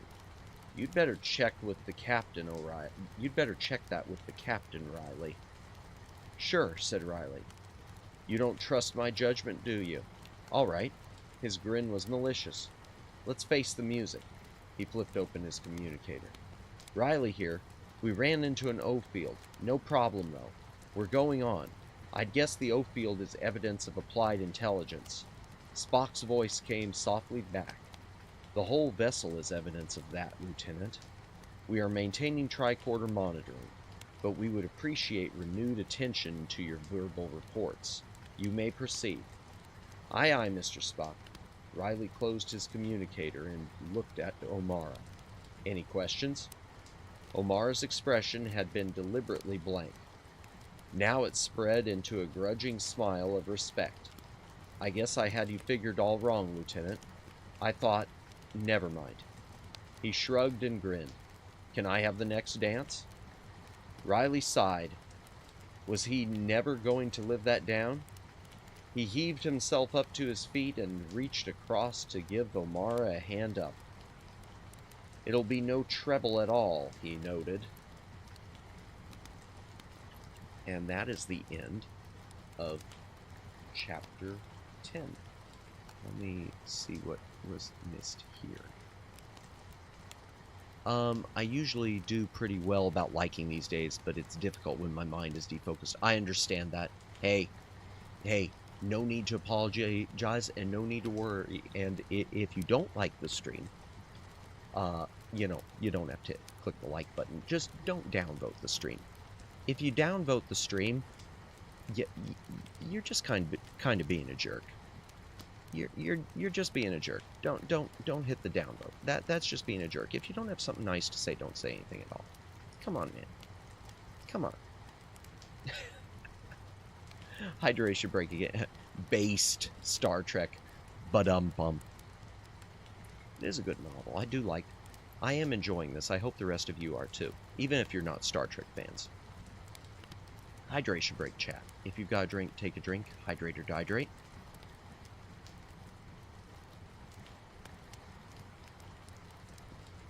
Would have made for a decent episode.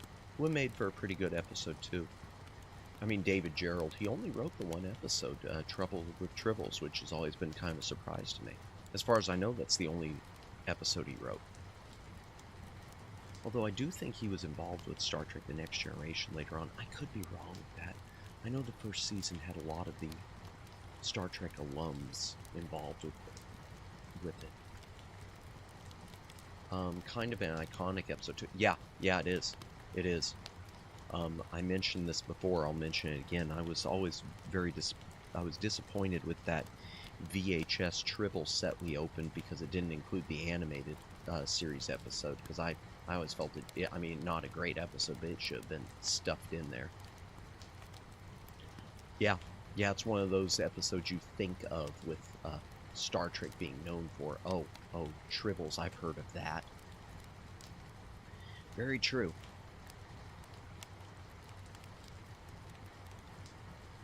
Okay, chapter 11. Let me take another hydration break. My mouth is really dry. My apologies, chat.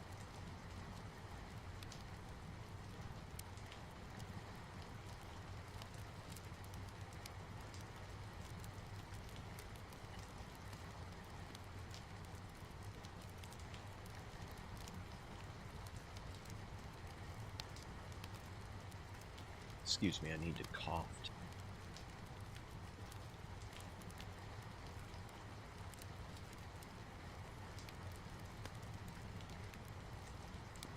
Although it was New Trek, I still want my own tactical attack Tribble. Yo, man, that's just... you know, I'm going to be honest, I'd probably want one just for the fun of it. But yeah, that's just...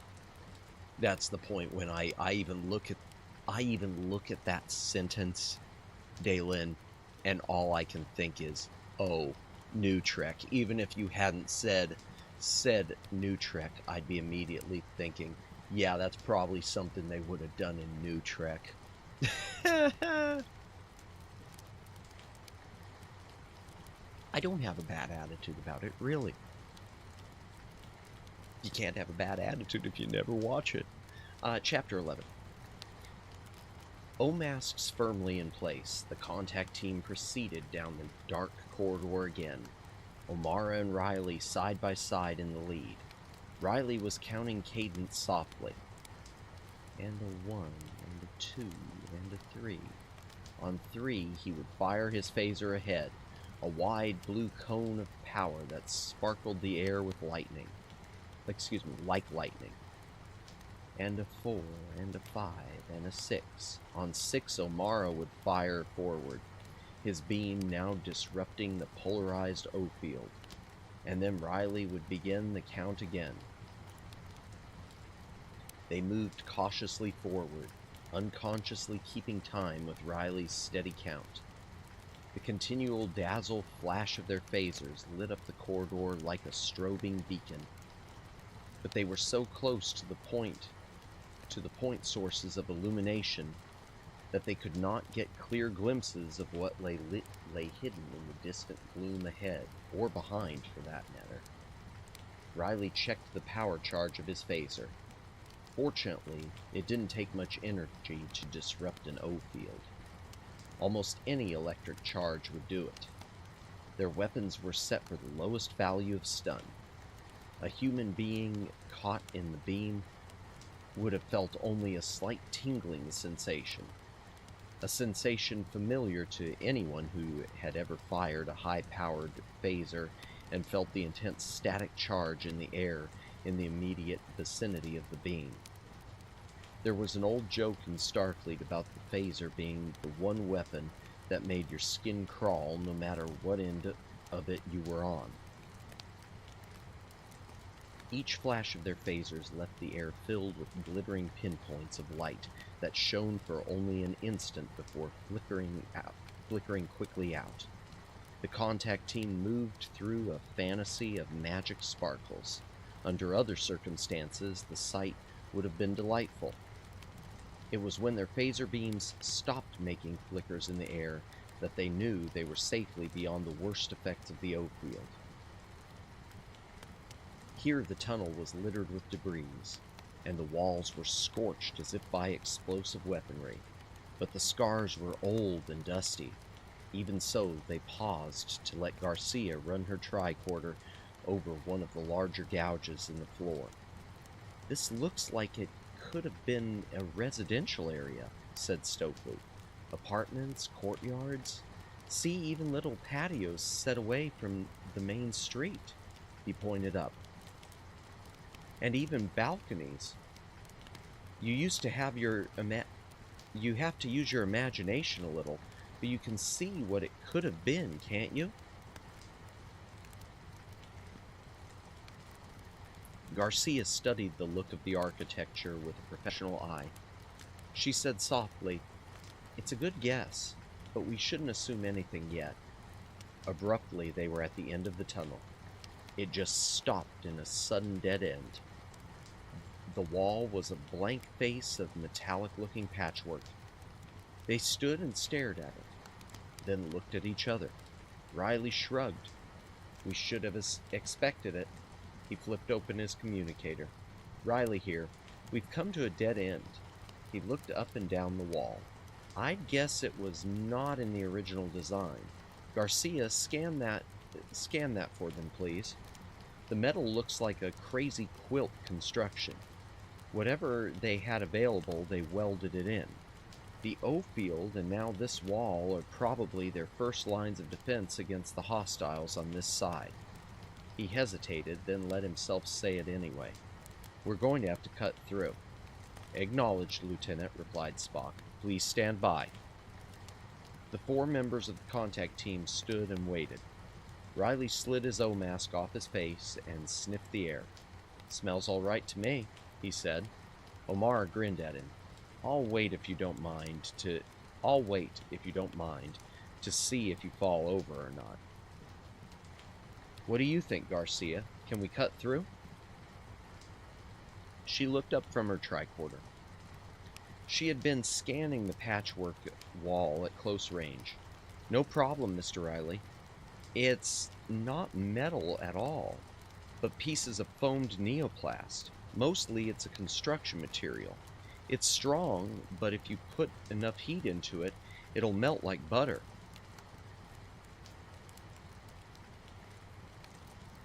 "We've come this far," remarked Stokely. "It'd be a waste to turn back now." "That's what I was thinking," said Riley. "And besides, we've already cut our way into their hull. Cutting through one more wall won't make much more difference, will it?" Almost as if in answer, his communicator bleeped. He flipped it open, and Kirk's voice came thinly through. "Riley?"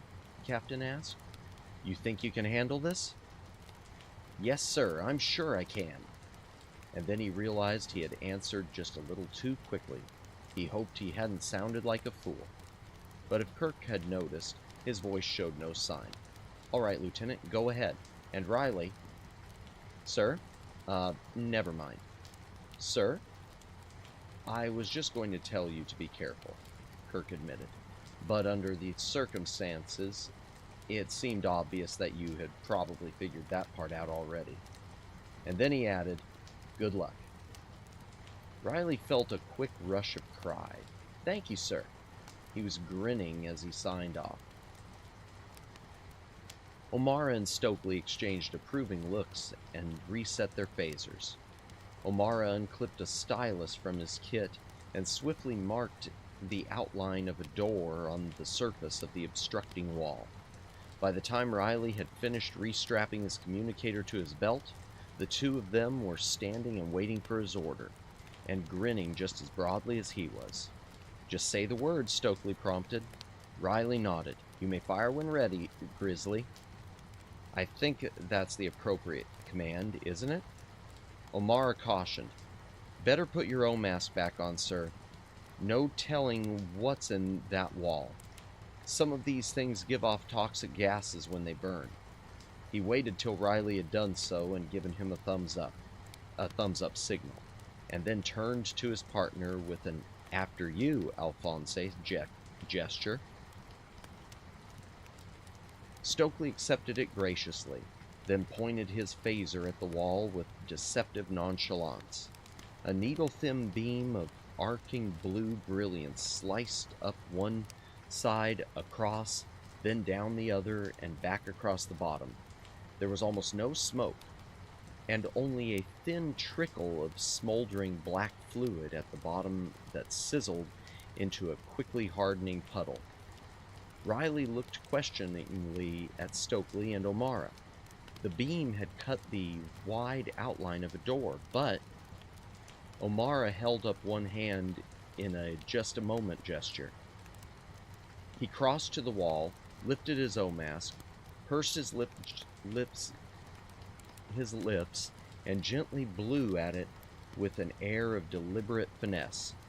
The perfectly cut outline of a door toppled slowly inward, and there was light, brilliant and warm and dazzling, a familiar yellow glow that made them think for one sudden disorienting moment that they had found a door to an outside world. And there was the smell of flowers and ferns and other things not so easily identifiable, but every bit as delicious and confusing. Clover, sage, wild fennel, and strawberries. They were enveloped by a heady sense of magic. All kinds of growing things had permeated the air with their perfumes, a lush green scent, rich and woody and wondrous. "It smells like summer," whispered Garcia. And as if summoned by her words, a single insect came buzzing out through the hole they had cut, exploring. They stared at it, astonished. It was a honeybee, a familiar black and yellow striped honeybee. It buzzed curiously around them for a moment, startling them with its boldness. Then, not finding either flowers or scents that warranted closer investigation, it disappeared back through the door into summer. Let me read what we've got here.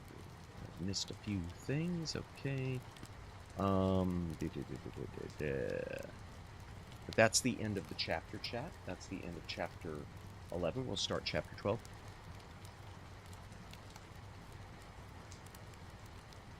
Would make a great guard pet. Tribbles are sworn enemies of the Klingon Empire, according to Warp. Yes, the great Tribble Wars. The tactical Tribble would be a Klingon's frenemy. Klingons literally destroyed planets and or moons to cull the Tribbles, really.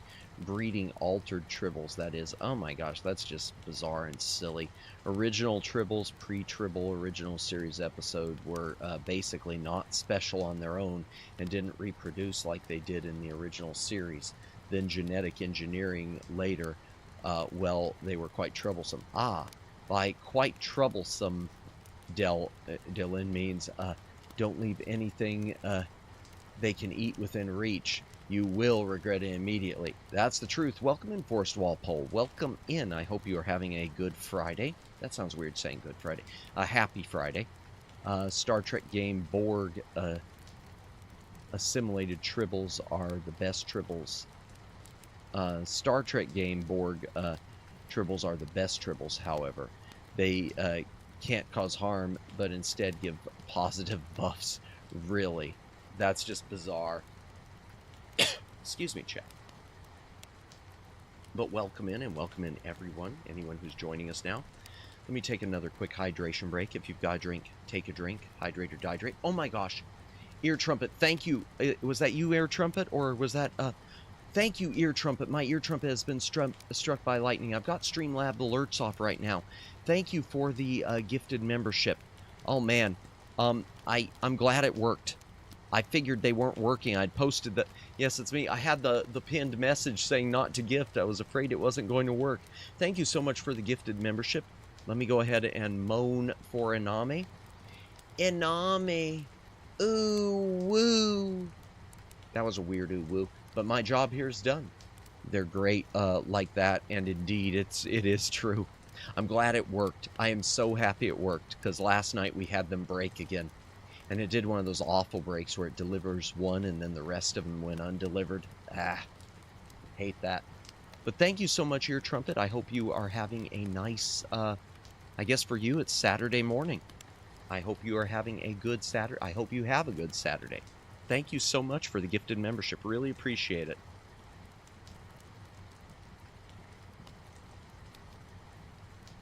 Oh my gosh, thank you, Ear Trumpet. I'm sorry, I've got this, I never read the pinned messages. You're good. I'm sorry. I don't have the I don't have alerts on because it was a reading stream. Thank you so much for the super chat, Ear Trumpet. You didn't have to do that. You could have just typed it in. Thank you so much for the $2 super chat. Really appreciate it.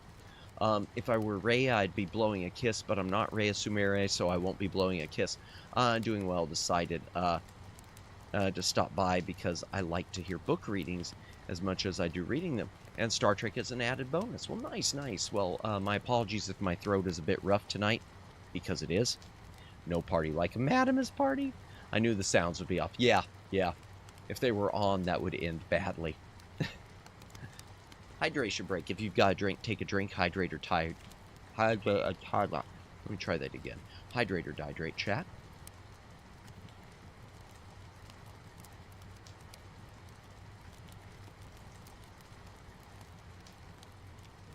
Madamus would look good in a Star Trek uniform. You know what? If I had one that I could easily attach to this model, I would. It's, you know, I could. No, if this was a live 2D model, it'd be a lot easier to do stuff like that. It's a lot easier to pin stuff like that on. I tried to pin something, and it didn't really work that well just recently, other than the pumpkins. I mean, kind of is in that chibi model, the He-Man. Oh, yeah, the He-Man. Oh, gosh. The bizarre Prince Adam model, yeah. Yeah, I'm not going to switch to that tonight. Excuse me. I'm sorry, chat. All right. Chapter 12. What time is it? It's 10 o'clock already.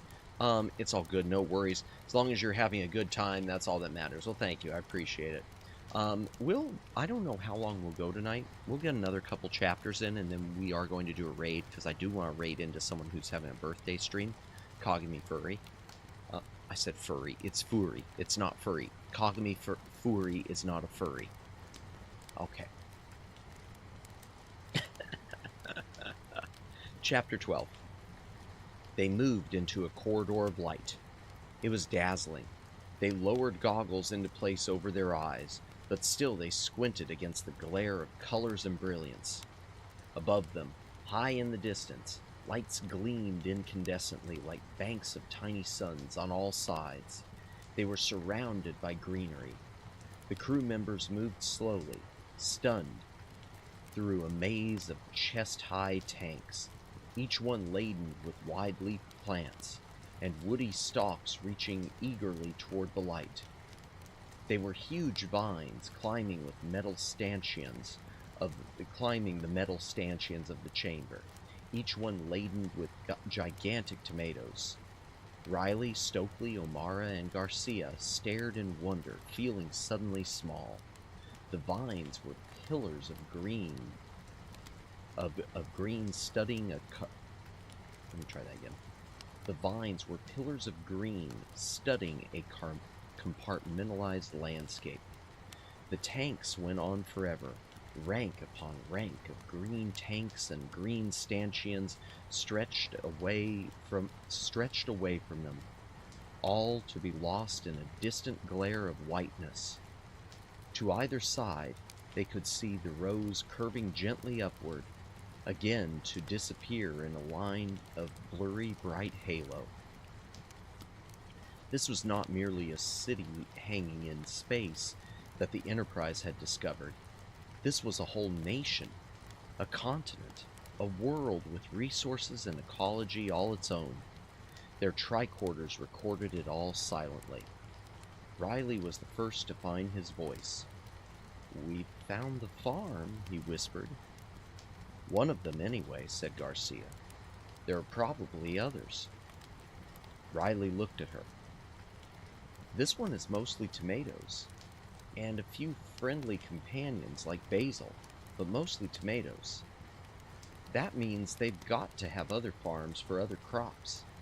Look how the plants here are taking advantage of the lower gravity on this level to climb the stanchions. That one must be at least 10 meters high.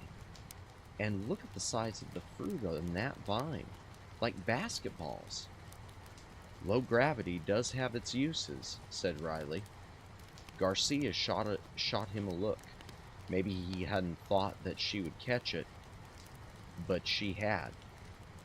That particular statement was the punchline to one of the bawdiest stories in Starfleet, reputed to be an accurate account of an incident which had occurred between a certain libidinous chief engineer and the female delegate from one of the L5 nations.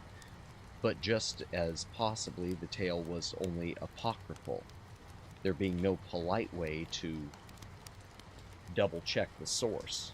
Never mind. Riley was already looking in another direction. Wait, do they still play basketball in Star Trek? It's a good question, Luciano. Boy, said Garcia, would I like to see the other farms.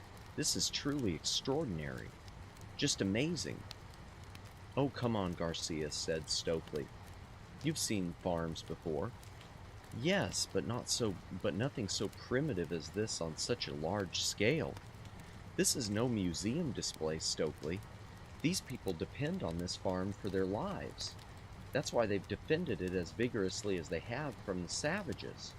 I'm surprised we got in as easily as we did. This is evidence of a very tangible kind.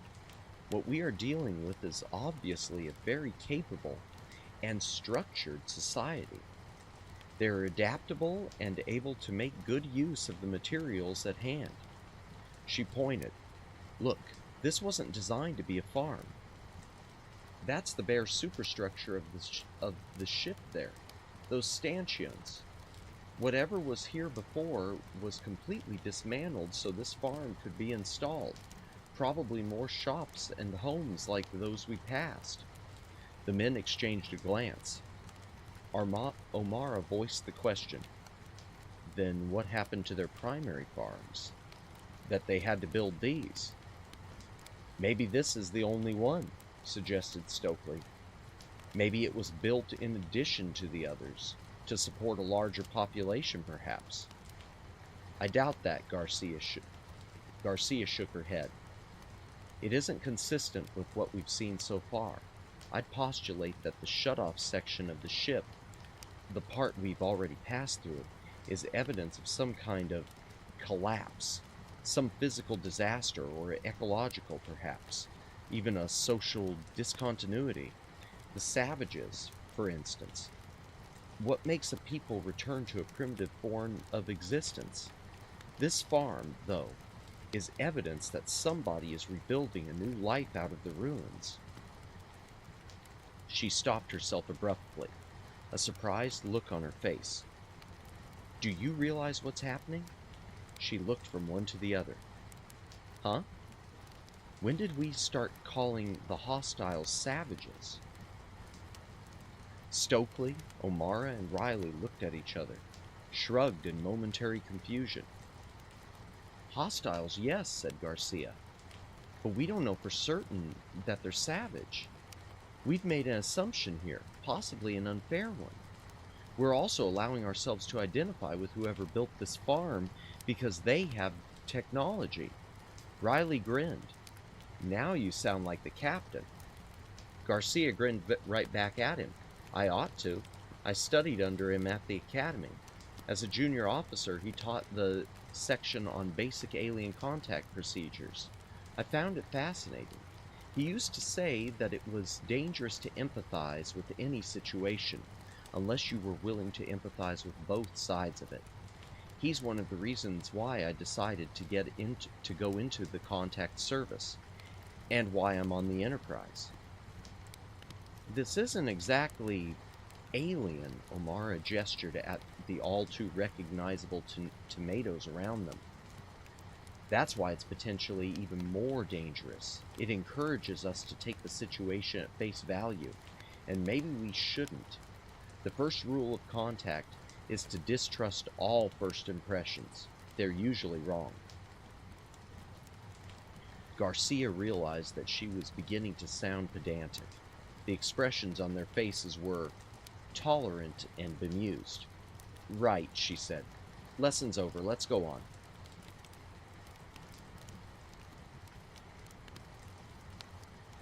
I want to report in first, said Riley, unstrapping his communicator. Despite the knowledge that their tricorders were continually monitoring and reporting their readings back to the Enterprise, there was no substitute for the on-scene observations of the contact team. But before he could flip his communicator open, O'Mara said, "Hold it," and pointed ahead. "Look." Way in the distance, at the very limits of visibility, something was moving. It was only a flicker of darkness against the horizon of light, but it was moving toward them. "Maybe they haven't seen us yet," Riley gestured them back. "Get out of sight." The four of them moved back and split up. Riley and Garcia stepping into the left side of the cross corridor, Stokely and O'Mara sliding into the opposite side. Garcia was already peering at her tricorder readings. "It looks like it's one person only. About 85% probability." "Shh," said Riley. He restrapped his communicator and unstrapped his phaser, double-checked that it was set for stun. O'Mara and Stokely saw what he had done and unstrapped their own weapons, but Riley waved them back. By now the gesture was close enough that they could... By now the figure was close enough that they could see him. No, her, clearly. Female, definitely female, wearing a brief kilt, sandals, and a vest top that was both halter and work pack. She looked to be no more than 17, but that could be a false impression. She could have been as young as 12 or as old as 50. The likelihood of metabolic control of aging processes made it impossible to be for certain. She was speaking into a small handheld communication device as she approached. "Is look break through Alra? Is not see demons yet." She stopped only a few meters from where they hid. Riley and O'Mara exchanged glances across the open corridor. The female was carrying a very deadly-looking, high-powered dart gun. She turned slowly, surveying the entire area. "Is best call quarantine. Entire sector. Look undamaged. Is need security and cleanup." "Stay put," replied the device. "Hold pause. Go low." Check, she replied and restrapped the device to her belt. She sank down to one knee in a watchful position, her dart gun held before her. Riley sank back down behind the tank again. If the woman moved only a few meters forward, she would see them. He sucked in his lower lip thoughtfully. If he revealed himself to her, she would probably put a dart through his chest. The odds were good that it would have fatal results. The inhabitants of this part of the ship were obviously at war with the savages. No, make that hostiles. He snuck another look. Her hair was cut short. She wore no makeup. Her skin was a deep chocolate color, but whether it was natural or prolonged tan from working regularly under these lights, he could not be sure. Her features were well defined. Her high cheekbones even lent her expression a slight air of arrogance. She turned toward him, and for one brief instant, Riley was almost certain that she could see him through the leaves. But when she didn't react, just kept scanning back and forth, he exhaled slowly. Her eyes had been the most piercing shade of blue he had ever seen. He lowered himself back down to a kneeling position again, and put a finger to his lips to indicate to the others that continued silence was necessary. He shook his head grimly for emphasis. He found himself wondering, could they disarm her? No, that might be risky. He looked at the phaser in his hand. No, only as a last resort would he. His communicator beeped. The woman's eyes widened, and she whirled, and something whistled past Riley's right ear, and he rolled sideways across the open corridor, firing his phaser in a pattern of 3 quick flashes, and came up onto his feet, his phaser still held ready. But the woman was crumpled across her weapon. "Farge," he said. Garcia was already moving.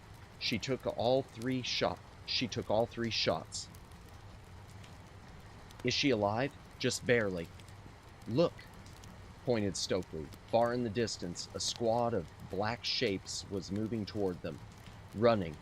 Riley flipped open his communicator. Transporter room. 5 to beam up, now! Hold it, called Stokely, unclipping something from his belt. A remote coordinating module for the transporters so they, or a subsequent contact team, could beam back to the same spot. He stuck it to the underside of one of the tanks, where it could not be easily seen. Hurry up, snapped Riley.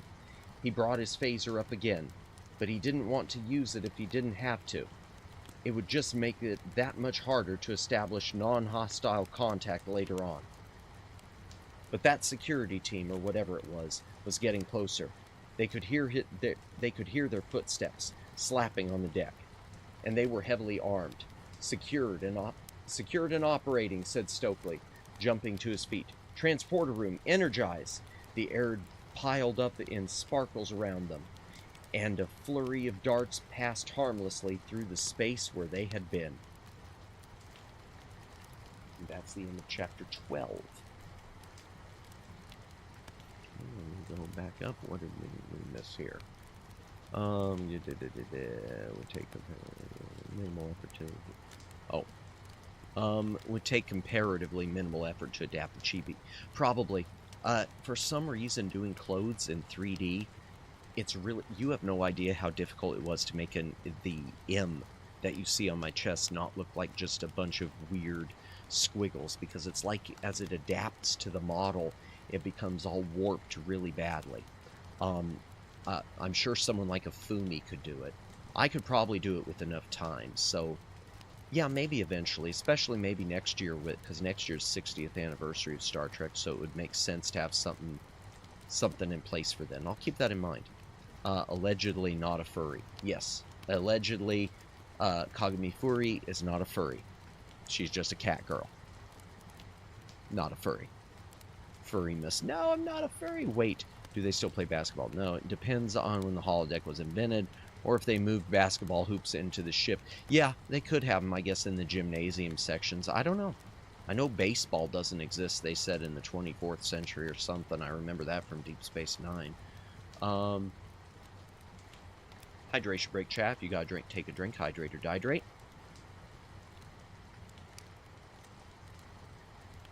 Again, anyone who's currently lurking, thank you for lurking. If you're VOD watching, thank you for doing so. If you have not liked the stream, consider doing so. It does help me a ton.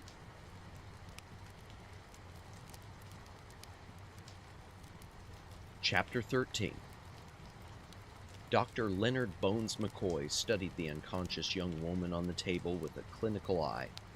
The readout screen at the head of the medbed showed her life processes dangerously depressed. Will she be all right? Riley asked. His expression showed his concern. McCoy didn't look up from the hand terminal he was studying. I don't predict the future, Lieutenant. I only try to help it. Then in a milder tone. She has a fair chance. And she's young and strong. Now, go report to the captain and leave me alone to work. To Nurse Chapel, he said, put her on a DO5 IV with 2% adrenal 4. Chapel looked at him with a question on her face. I know, but it won't kill her, and at least it'll give her more strength.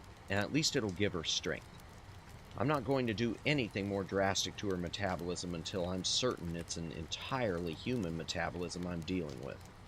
Take a scraping and run a full set of scans, particularly the amino acid series, the protein and enzyme analyses, and start a genetic chart if there's time. Have the lab start with chromosomes 6 and 7, and give me a count of the high 3 activators. Right, and Chapel was on her way. Alone with his patient, McCoy sank slowly down into a chair by her bedside and studied the life process readouts again. He didn't like it, not at all, not one little bit. He patted the young woman's hand, but she didn't stir. For the moment, there was nothing to do but wait. But then, McCoy was used to waiting. A large part of medicine is the physician's ability to recognize when he should just step back and think, and reassess. A good doctor doesn't heal the sick so much as he helps them to heal themselves, and the measure of a physician's capability can often be told by his patients. He was still sitting there a few minutes later when Kirk came in. "Bones?" he said. Excuse me. "I don't know," said McCoy, "so don't ask." "How do you know what I was going to ask?" "I read minds. You were going to ask how she is. You were going to ask how is she, and how soon she will be able to talk. First, I'd like to be certain that she isn't going to die. She's awfully small, and she took a very heavy charge. You might tell Riley that he needn't be so trigger-happy next time." He was scared, Bones, and who's to say that anyone else might not have done the same thing under the same circumstances? Bones didn't look convinced. Before he could reply, though, the intercom beeped. He stepped to it. "McCoy here," a female voice. "This is the lab, sir. She's human, 100% blood type A positive. The details will be coming out in memory as fast as they come out of the cooker." "Thank you," said McCoy, switching off. He punched a series of graphs on a screen and studied them for a moment, then turned back to Kirk. "We're going to be all right." He loaded a pressure hypo and set it. When he touched it to the young woman's bare forearm, it hissed softly. McCoy straightened to study the readout screen again. 2 of the orange indicators had started to climb slightly. A third began to rise a little faster. "Good," he said. "She's still in shock, but she's coming around. This stuff will ease her into a gentle sleep. Can you wake her?" McCoy turned to face him. "Physically, she can cope with it, Jim. But have you considered the mental shock she's about to receive?" "Eh? What if these people have been so isolated they no longer believe in the existence of anything but their own little universe? If that's the case, she's going to have one hell of a case of culture shock, at the very least." Kirk exhaled louder than usual, not quite a sigh. "You're right, Bones, but we still need to debrief her." "I know that," McCoy said testily. "And what I'm trying to tell you is that she may not be able to stand an interrogation just yet. Debrief, Bones. The word is debrief. I'm a doctor, not a semanticist. I have a hard time telling the difference between debriefing and interrogation." Kirk knew there was no arguing with McCoy. "All right, Bones, how long?" McCoy made a grumpy sound. He juggled possibilities in his mind for half a second, then said, "I'd like to let her wake up by herself." As if on cue, there was a noise from the medbed. The young woman had raised herself up on her elbows and was peering at them with curiosity and suspicion. "Who you?" she demanded. Then, as she began to notice the strangeness of her surroundings, her eyes began to widen. "Where this?" McCoy moved to the side of her bed. "There's no need to worry, miss. You're going to be all right, and nobody here will harm you." Kirk came up to the opposite side of the medbed. "You're on the United Starship Enterprise, and I'm Captain James T. Kirk." She studied him for a moment. Her blue eyes narrowed sharply.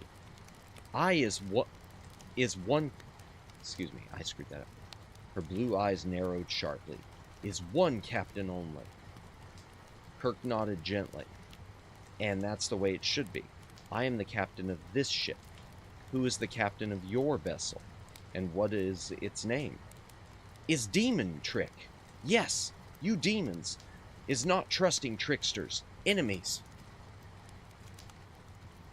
McCoy looked across at Kirk. "Don't get her excited, Jim."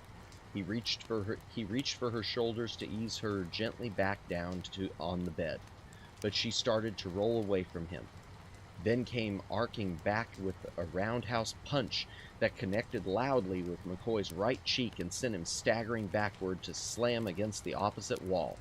He said, "Oof," as the air was forced from his lungs by the impact and began to sag.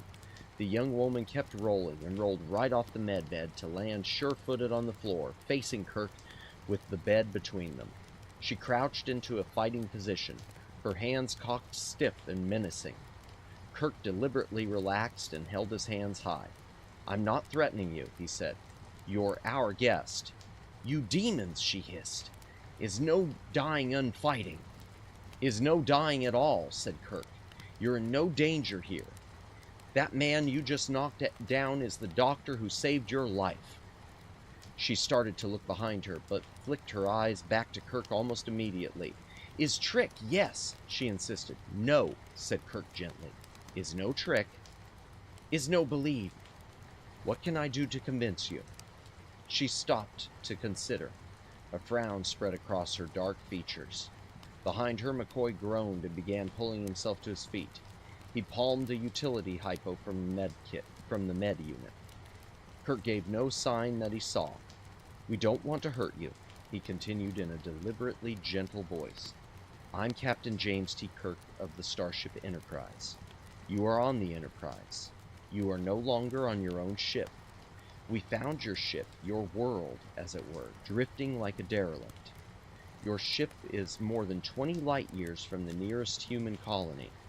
You're lucky we found you when we did. Your ship is heading out of the galaxy. You're already well above the plane of the ecliptic." "Is no more talk," she cut him off. "Is gibberish, child talk, fairy story. Is, she hesitated, flustered, and McCoy stepped up behind her and pressed the hypo to her bare arm. It fizzed softly. She whirled to stare at him, shocked, a betrayed expression on her face. Then she crumpled slowly into his outstretched arms. McCoy caught her gently and held her like a father. He stroked her hair once. "You'll be all right, little girl, just as soon as you stop being scared." He looked over her shoulder at the captain. "Maybe now you'll listen to your doctor's advice." And that's the end of chapter 14. Let's see what we got. Okay. Baseball as a sport might be gone, but I can't not imagine Worf fighting in glorious combat without some type of metal or wood bat at some point, indeed. Then drink prune juice after he's done fighting. Yes, a warrior's drink. Hydration break again, chat. If you got a drink, take a drink. Hydrate or dehydrate.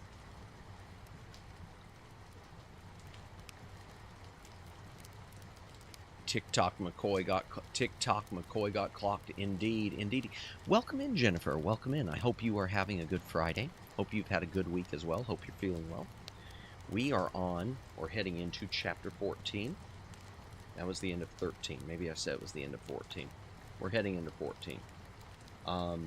We're probably going to go through at least chapter 15, I think. That seems like a good even spot. Since last week we had to cut it short. Let me see how long it is. Okay, yeah, we'll be good. He's a doctor, I'm a doctor, not a boxer.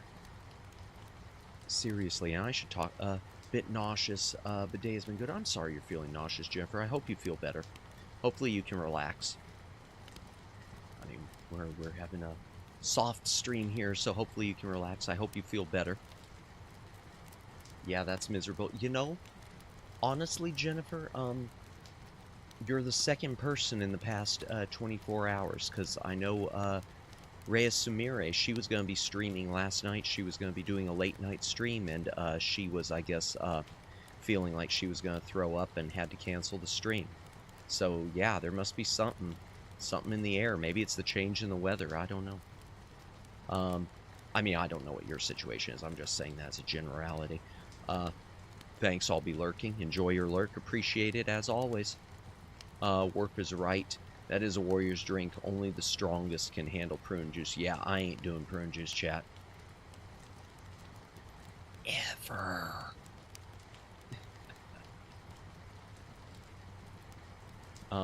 The alternate timeline, McCoy would, darn it, it jumped on me. Would kick some butt compared to this McCoy. I know I know one's older than the other, but still, yeah, I don't know. Yeah, that could be. Um, but just right before I start reading, it does remind me as I'm reading this, I was thinking the other day what an incredible, incredible actor DeForest Kelly really was. I mean, you want to talk about an underrated actor who, I mean, he got typecast with Star Trek, which is fine because he didn't shun it like some did. Um, he embraced it for sure, but he had had a good career even before Star Trek came along. I want to say he was even a leading man, like in the 50s. I had seen in some black and white films, and yeah, I mean, after Star Trek didn't really go on to do much more than Star Trek, but yeah, really great that I know of. That I know of. Let me just say, nothing that stuck at least for me. Yeah, he was definitely good. Definitely good. Now, I know one of his proudest moments apparently was when he was inducted into, I think it was the Hollywood Western Hall of Fame. Because, like so many actors of that period, they all wanted to be remembered for doing westerns, which was true with British too. I remember, I think it might have been Patrick Stewart who was saying that British actors, there was a time when they felt they had their dream was to be in an American western, and that was sort of the period when they felt they really had arrived, as if they ever got the chance to do a western. Yeah, all the actors and actresses became household names if they weren't already. Yeah, yeah. Unfortunately, they also became associated only with that and couldn't break, and it was really hard to break away. Really, the most successful to break away, I'd say, was Shatner, probably followed by Nimoy and Walter Koenig, in my opinion. Excuse me, chat. I'm sorry about that. Let me take another hydration break. Finish up that can of seltzer. Done. Boom. Finito. Chapter 14. There was a full complement of officers and section heads in the briefing room, waiting for the captain and talking intensely among themselves. As Kirk strode in and took his seat at the head of the table, the background chatter faded to silence. "All right," he began. "We've all seen the contact team's reports. They've done an exceptionally good job, considering the difficult circumstances under which they were working. Please note that I'm putting commendations into each of their records. Now then, I want some answers. We've already got plenty of questions." He looked around the table. "Mr. Chekhov, have you backtraced that ship yet?" Chekhov looked embarrassed. Yes, Captain.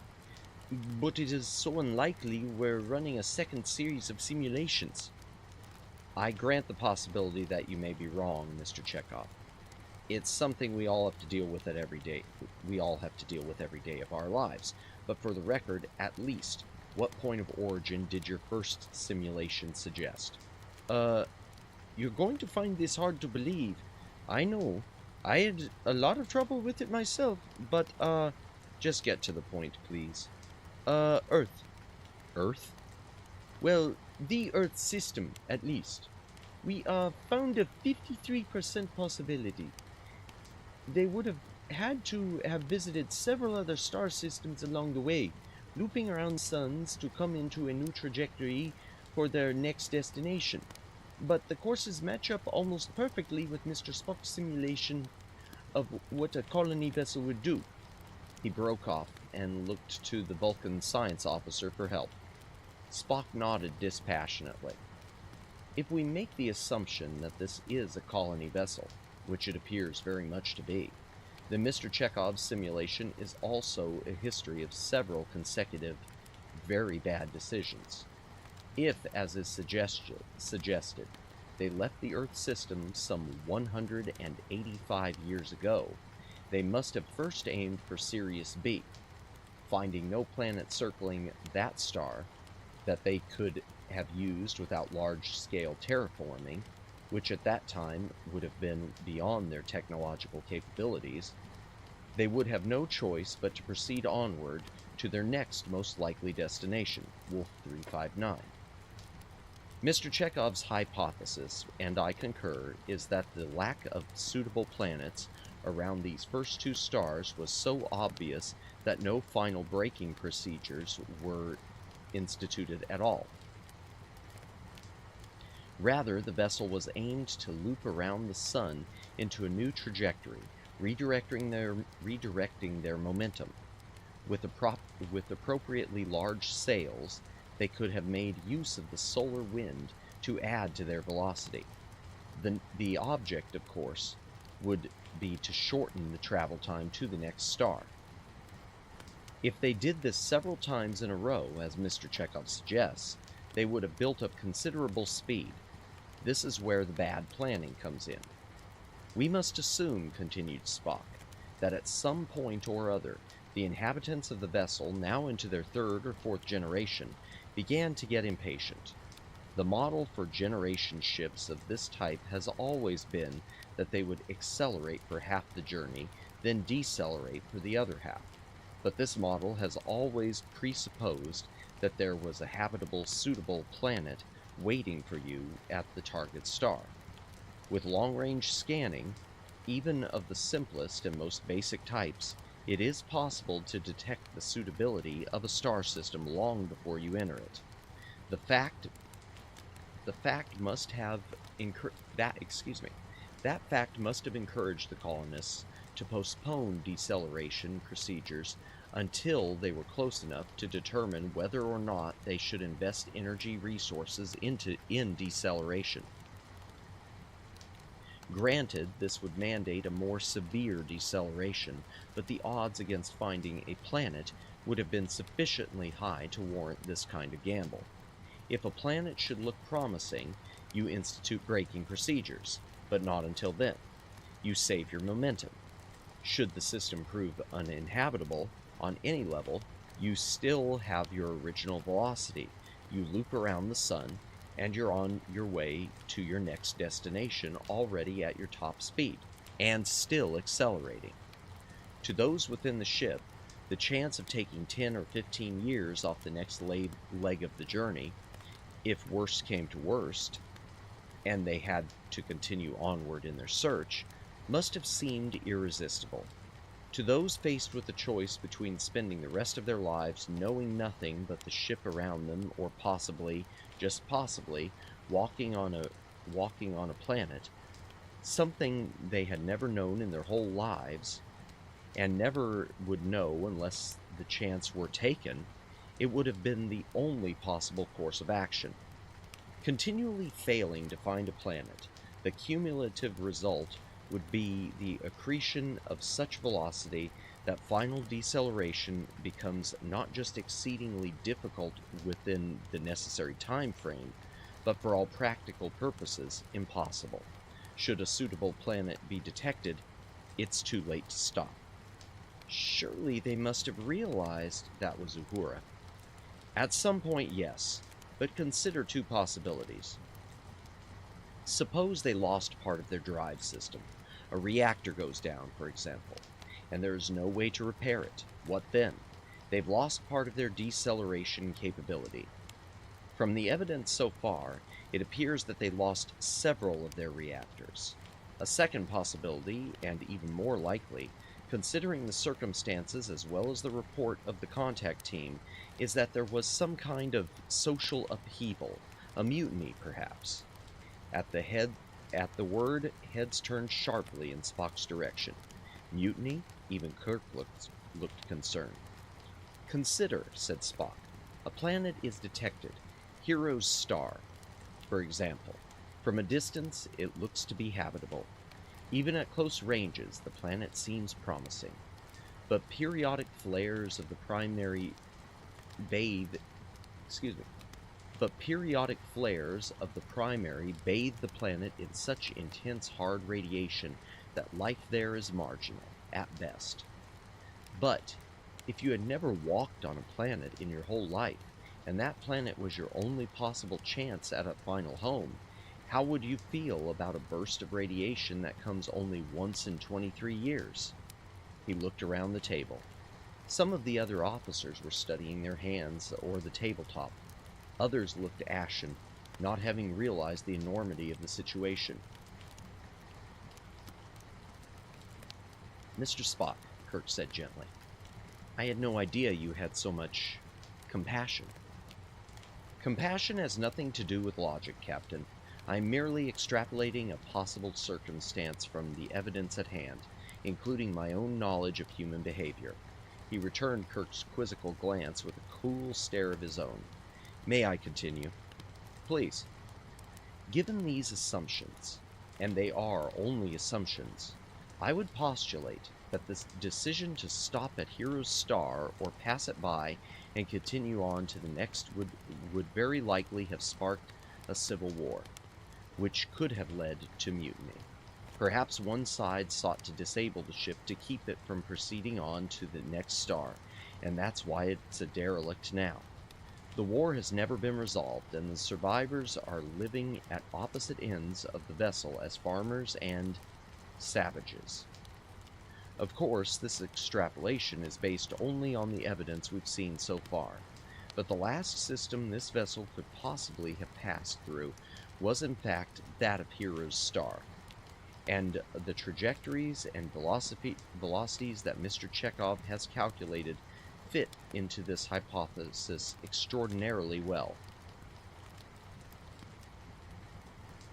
Kirk looked across the table at his first officer. "Thank you, Mr. Spock. An excellent presentation. Are you suggesting a probability rating for this hypothesis?"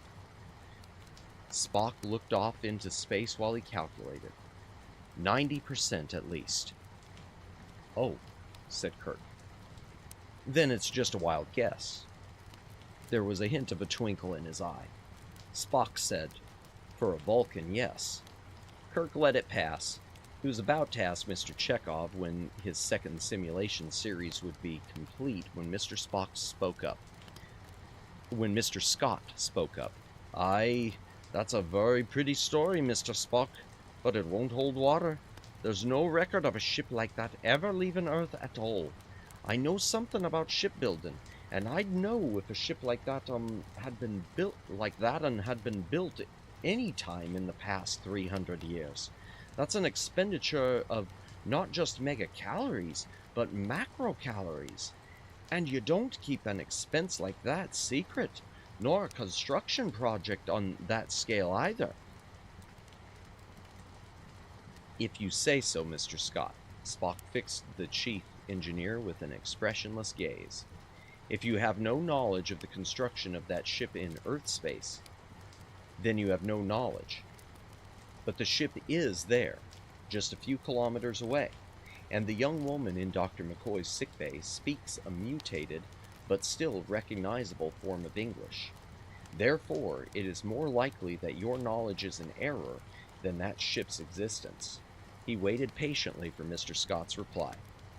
Scotty did not take it personally, but he folded his arms across his chest and returned Mr. Spock's look with one of his own. "Be that as it may, Mr. Spock, there never was a ship like that built in Earth space, and I know because I was the senior engineer at the San Francisco shipyards when the Enterprise was and 3 of her sisters were built. That's the only shipyard with the capability of even designing such a vessel.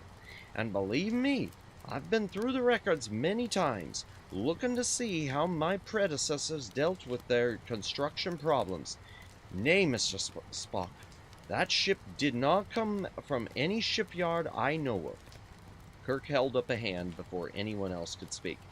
"Gentlemen," he said, "you may both be right. I suggest that our next logical step is to adjourn to the Enterprise's historical section." He looked from one to the other questioningly. "Agreed?" He didn't wait for their answers. He was already rising from his chair. They had no choice but to follow. And that's the end of chapter 14. Let me see what we got here.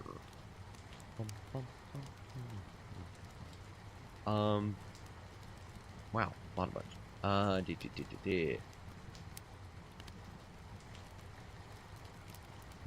Household name RA. He was a Viking in sequel to the Braid World Toaster. Was he? Okay. Best moment involving the original series will be James Doohan going into the holodeck reuniting with TOS Bridge because of the behind-the-scenes story about how they wanted to recreate the bridge, and a fan who had a piece of the set was willing to lend it to the crew to complete it, and Doohan had no idea as he thought it would be edited in. His reaction on screen was real. Really, I didn't know that. You know, that's one of those things, that episode Relics. I liked James Doohan's reaction, even though I'm not a fan of the episode. I like his performance. I don't like the episode itself because I'm not a fan of the constant passing the torch stuff that they did. I think TNG did a bunch of unnecessary passing the torch, because I remember Gene Roddenberry never even wanted the episode Unification to be made. He didn't want the Spock episode. So yeah, I've always had I like the episode as an episode, but I like the performances, but I also there's just me being me. What do we got here? The Dyson Sphere episode, one of my favorites. Is it? And see, now that's one thing, Daylin. I liked the Dyson Sphere thing, and that's one thing I wanted to know more about, Daylin. That, to me, is one of the more unfortunate things about that episode. I wanted to know more about that Dyson Sphere and about who created it. And I know there's a novelization, which I've read years and years ago, which expanded on the Dyson Sphere and had a whole, like, subplot of part of the crew exploring it, from what I remember. Force Wall, I didn't know that story about the episode. No, neither did I. That's incredible. I can only imagine what honestly, I wonder if he was moved to tears. I mean, behind the scenes when the cameras weren't off, I wonder if part of him was moved to tears. Reboot movies, McCoy was Carl Urban, so he naturally could handle most issues, both medical and combat, with his bare hands. True. TNG 6 episode 4 Relics. Yes.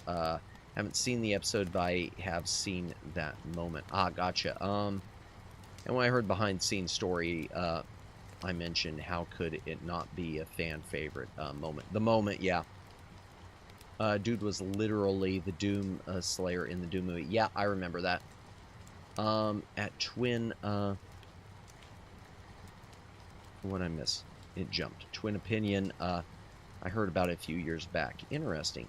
As for James Doohan's Scotty as a character, the guy literally managed to accomplish transporter stasis. That's a talent. Yeah, that'll work.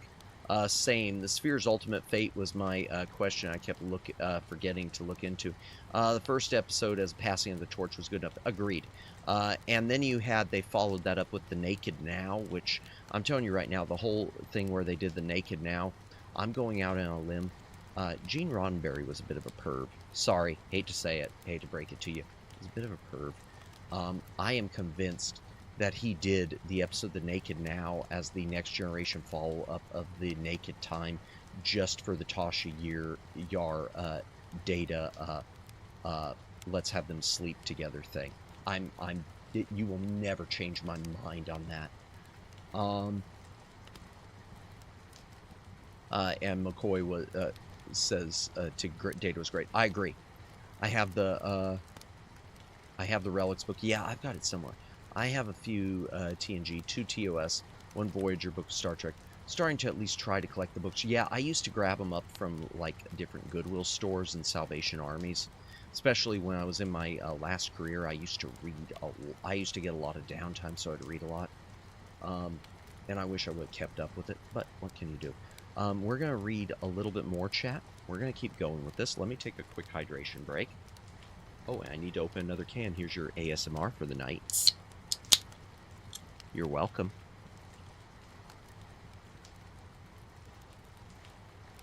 Yeah, I thought that passing of the torch was enough. I thought the Sarek episode was very, very excellent, but I also kind of wish it wouldn't have been done. I never really liked Unification, and I know Roddenberry didn't want Unification to be done. I think the same could have probably been said about Relics, even though it's got great moments. I kind of hate it because I hate what it did to the Scotty character. Welcome in, Flash Viewer. Welcome in. I hope you are having a fantastic night. We're actually getting pretty close to ending. We're going to read at least one more chapter. Well, welcome in. Welcome in. I hope you are having a fantastic Friday, had a fantastic week, and whatnot. And then, of course, you got Star Trek Generations, where, yeah, they felt the need to pass the torch again, and they felt the need to do it in such a way that it broke the torch for the previous era. And I will always remain convinced that the first nail in the Star Trek coffin begins with Generations. And one thing about Generations, I'll tell you right now, one side story I do remember reading, because I remember reading an account by William Shatner. There's a great book. I'd love to read it. I wish I had a copy. I've read it. Someone loaned it to me, called Get a Life. And it was basically Shatner. A big part of the opening was him saying, as much as he doesn't have regrets, he regrets doing Generations. Because at the time he didn't realize how much the Kirk character meant to him until he did the movie. And I guess even when the movie was done, he tried doing he thought he could do the Leonard Nimoy thing. He thought he could tell them, still a fan of Times Arrow. I like Times Arrow, honestly. I do like it. In fact, there's another reason I don't like Generations, because to me it kind of conflicts with Times Arrow. Because of the Guinan stuff. Okay, what was I saying? Without going too much into it and without spoiling it too much for people, even though I'm spoiling it, Shatner went to the producers after Generations and said, "Hey, here's my idea for how we can, we can do another one of these, and we can bring it back. We can bring how maybe this can be what we do next to bring Kirk back into the mix."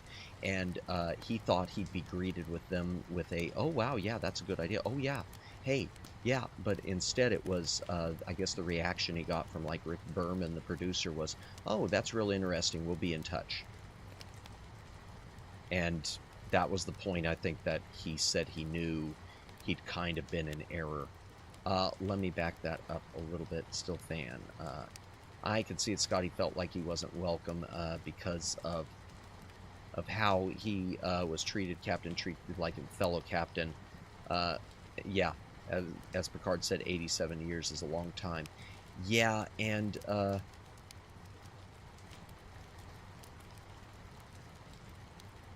did he say he wasn't welcome? See, my problem with it wasn't him feeling even the unwelcome part. My problem was it's sort of like, okay, we're going off on a tangent, chat. Those of you who came in for the reading, please forgive me. It's sort of like the movie Wolverine and why I hate it, and it's sort of like Indiana Jones and the Dial of Destiny and why I hate it. I feel like there gets to a point in the timeline of a character where they deserve their reward. And to me, you take a character like Scotty, who was an integral part of it, who was a lot of people's hero, and you stick him in a transporter and you have him basically wake up Rip Van Winkle, a man out of time. Everything he loved is gone. He is essentially a man alone in the universe. That's pretty crappy. That's a pretty crappy way to end a character's story. You can write more books, you can do more stuff with it, whatever, and, have him living his life out in the future. But to me, it was not the reward he earned. It's kind of like, to borrow from Kirk in Generations. Generations, Kirk made the comment of... something along the lines of, I've saved the galaxy so many times. I've saved the universe so many times. It's time for, maybe this time the galaxy. We've saved the galaxy so many times. This time the galaxy owes me one. And instead, that's not what happens. Sounds cruel, like the Thing story where he outlives his friends. Oh, you mean like in The Thing? Oh, you mean The Thing, the Marvel. I didn't know there was a story like that. Yeah.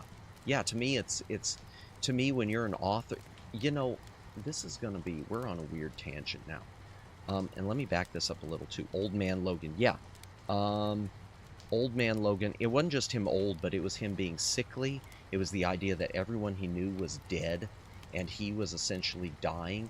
The idea also that they had what they did to Professor X and given him, you know, dementia of the highest degree and having all of them hunt. It just seemed so unfair after everything. They did do a book trilogy. Yeah, Shatner did it himself. I think that served as a sequel to Generations. Yeah, Shatner wrote it himself. Basically, Shatner's answer was, oh, you're not getting rid of me that easily. I'm going to write the books. And as far as I know, those books are, I think they are acknowledged in the Roddenberry archives. So, in a way, Shatner had the last laugh. But Shatner has mentioned before, he said that, and I think he realized it with Generations maybe, he said Paramount had been basically trying to get rid of the Kirk character for years. They have been trying to, and they still are, trying to erase Kirk. And when you look at everything they've done, I think that's true, because they've taken it, they've made Picard the patriarch of the entire Star Trek firmament, which is seemingly what they wanted, and I hate that. I like Picard, but I hate that. Sounds cruel like The Thing. It's crazy. Kirk is key. Yeah, it is. But yeah, there was something else I was saying along those lines too. I forgot what I was saying. Yeah, it's like Indiana Jones with, you look at Kingdom of the Crystal Skull for all of its flaws. Indiana Jones gets the reward he earns, and we talked about this in another stream.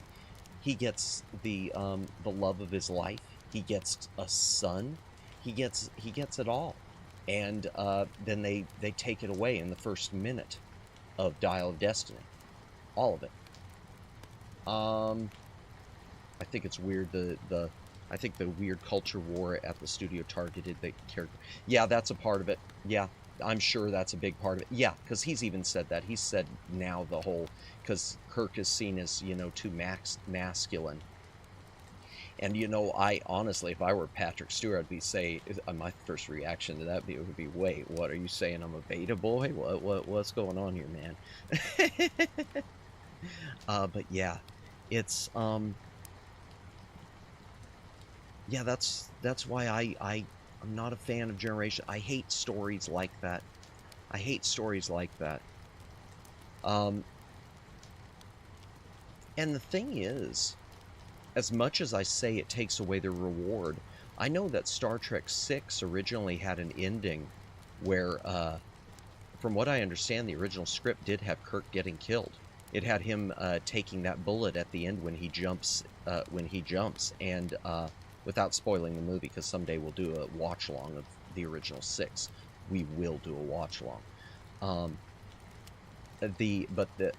And when you look at the dialogue there, all the lines he says about, you know, all the lines, you know, you've restored my father's faith and you've restored my son's, you can see those as being a person's last words. So it kind of fits. And I'm going to say, I'm glad they never did that ending. I thank God they didn't do it, but at the same time, I can say it could have been a good ending, but it would have been a terrible ending for the audience and commercially. That would have been a hell of a lot worse than Star Trek 2. That would have been a hell of a lot worse than Star Trek 2, as far as, you know, everyone, as far as wet eyes leaving the theaters. Betamax, indeed. Well, but one last comment on this, and then we'll read one more chapter. My apologies to everyone who came in for a reading. If you're watching the VOD, there will be chapter stops. I promise. You can skip ahead. I know on DVD, and it's the same now even with Blu-rays, on DVD at one point they put out a set, they never did it for any other character, they put out a set called the Picard Collection, and it was just a set of 7 episodes that they thought were key Captain Picard episodes. They never did a Kirk collection. Really, I mean, theoretically you should have started with the Kirk collection, but they did a Picard collection, and they never did any others. Now you flash forward, now we've got on Blu-ray, I forget what it's called, but you've got a Blu-ray set out there, chat, called like the Picard Anthology. And it is a set of all 7 seasons of The Next Generation, all 4 movies, and all 3 seasons of Picard. Nothing for Kirk. Yeah. Yeah, so I don't know. I don't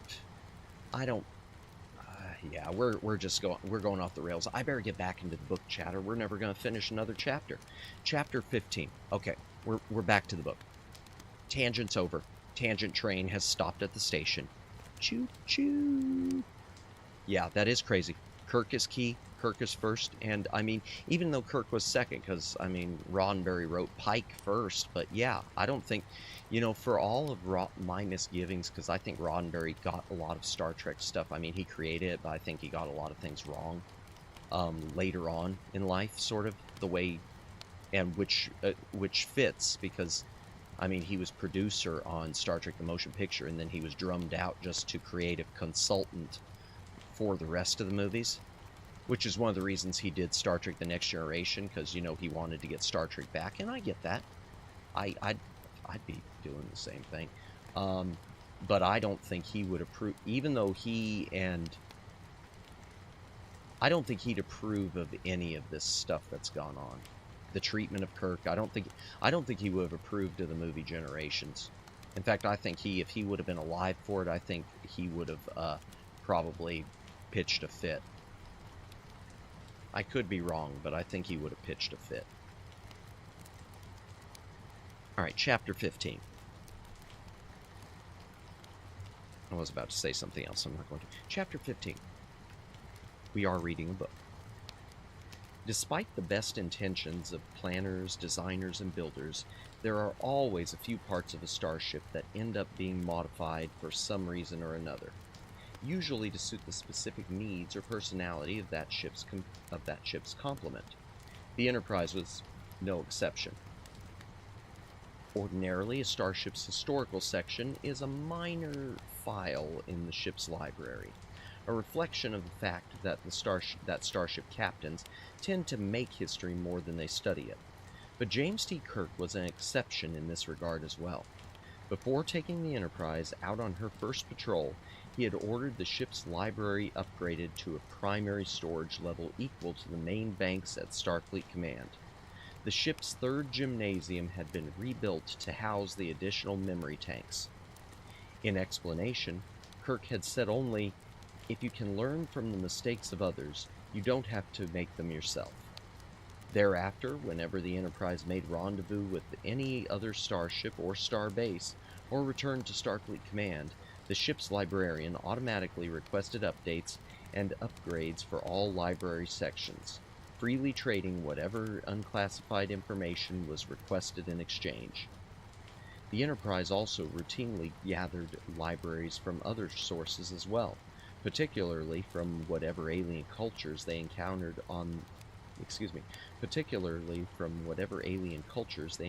in their patrols.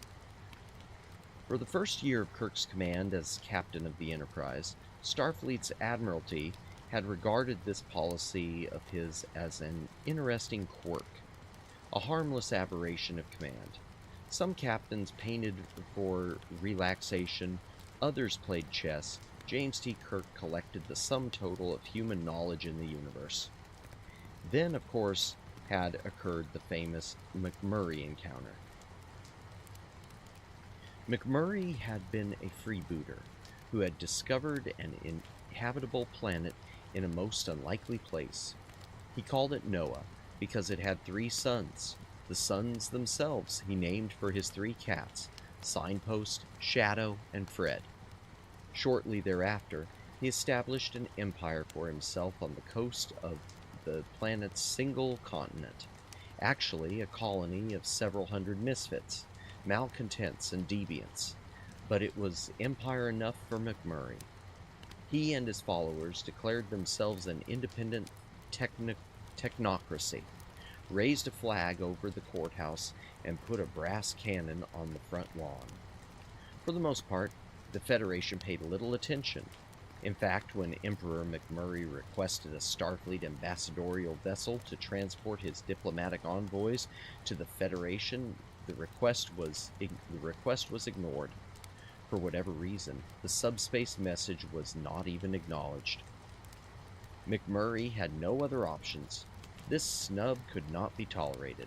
The insult would have to be avenged. He declared war on the Federation. The McMurray Empire then proceeded to capture the next 3 trading vessels to arrive at their single port. The 4th ship to arrive was the Enterprise. James T. Kirk assessed the situation quickly and immediately surrendered. Not just the Enterprise, but all of Starfleet and the entire Federation as well. He surrendered on the behalf of all humanity and allied races. He signed over control of all the known universe and all those parts still to be discovered, and everything else that the aforementioned failed to include. McMurray saw what he had done and was pleased. He declared an immediate end to all hostilities and beamed up to assume control of the Enterprise in person.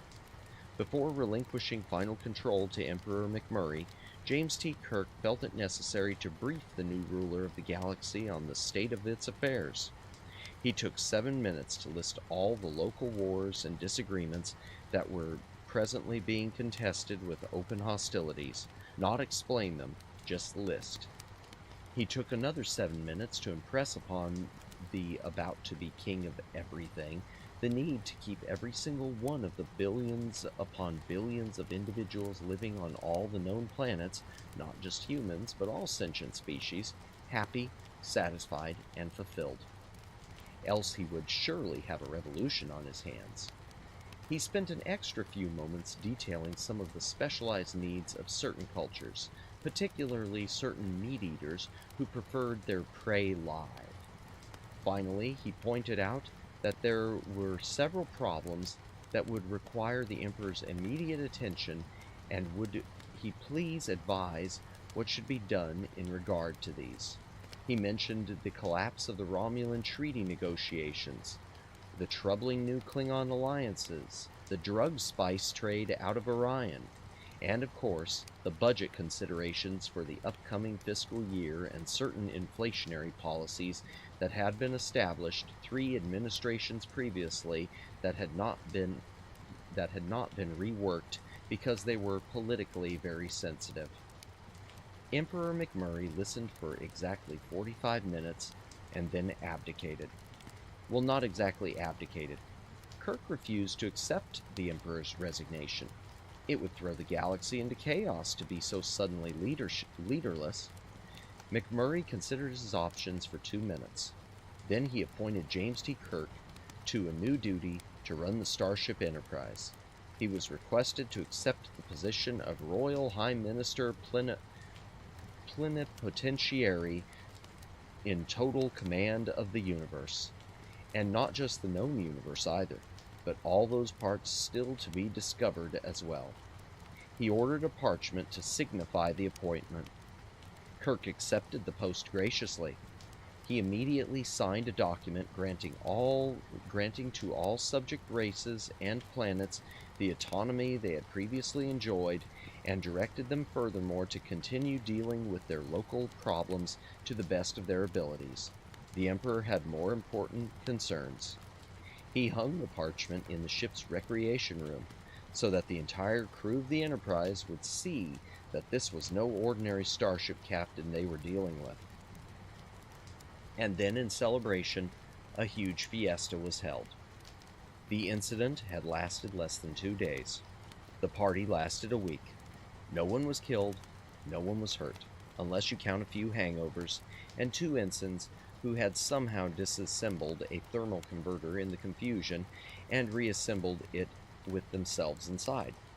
They had to be beamed out in pieces, much to the chagrin and Dr. McCoy's annoyance. The trading vessels and their crews were released with full cargoes of Noah's main export, crystalline G, and industrial wax as reward for their courage under duress. Furthermore, They were granted charters signifying that they were now part of the Royal Merchant Marine, acting under the benign protection of the Emperor of the Galaxy in absentia. Upon returning to Starfleet Command, Kirk discovered that McMurray's original message had been received, but was never acknowledged because it was believed to have been a prank. Shortly thereafter, the Starfleet policy was changed to mandate an acknowledgement for all messages, no matter how outlandish they might seem to the receiving officers, unless specifically authorized to do otherwise by an officer of rank equal to or greater than that of a captain. In his report, Kirk noted that he had gotten the idea from studying 18th century foreign relations. Various ship captains had found it convenient to pay homage to local Hawaiian and African kings on behalf of their own respective monarchs, even though they had the weaponry to wipe them out, because it was more convenient and practical to respect each other. McMurray hadn't wanted a war. He couldn't have fought one even if he had wanted to. He just wanted to be noticed and respected. That was all. If playing a little charade for a few days could make an old man happy and provide an excuse for a party on a planet that was otherwise fairly grim, then who's to say that space law shouldn't be bent in favor of compassion? Starfleet Admiralty agreed with that view, and Kirk was suitably commended. He was confirmed in his position as Royal High Minister Plenipotentiary for the Emperor McMurray. At regular intervals thereafter, Starfleet would send an ambassadorial delegation to NOAA, officially listed as a ward of the Federation, to report that the galaxy was being run as well as could be expected under the circumstances.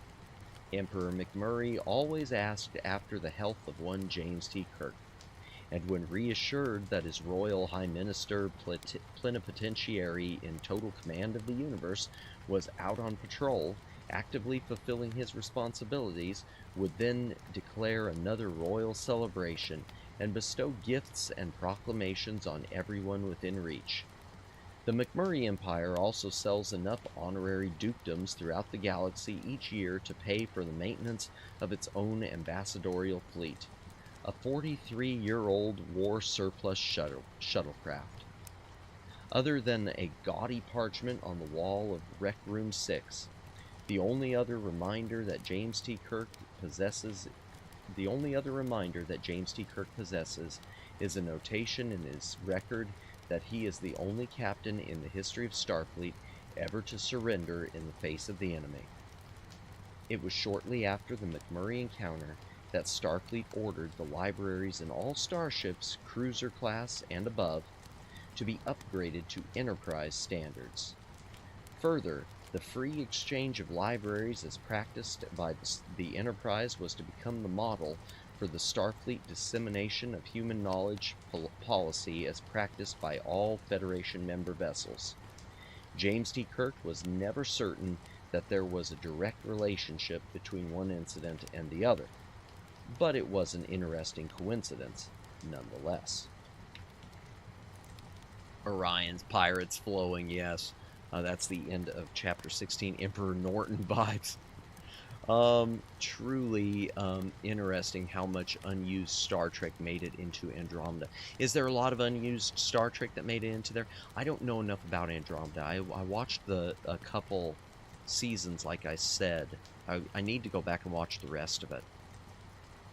I do know that the name of the character was based on another character Roddenberry had already written, which there were pilot episodes for. I think one was called Earth 2, and I don't remember what the other one was, but there were two pilot TV movies that never went over, and one of them starred John Saxon as Dylan Hunt.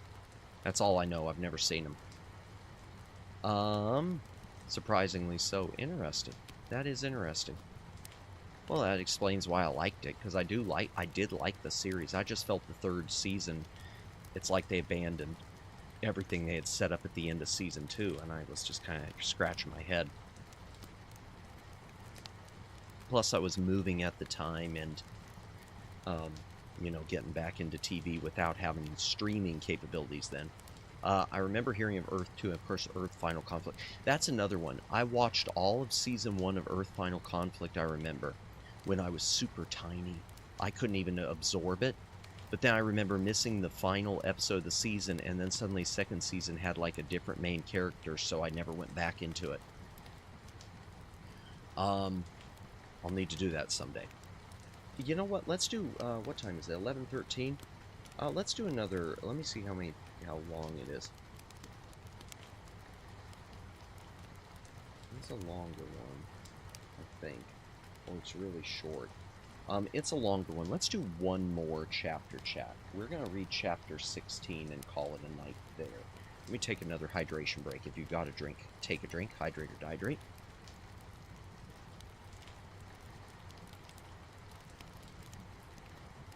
Once again, thank you anyone who's lurking.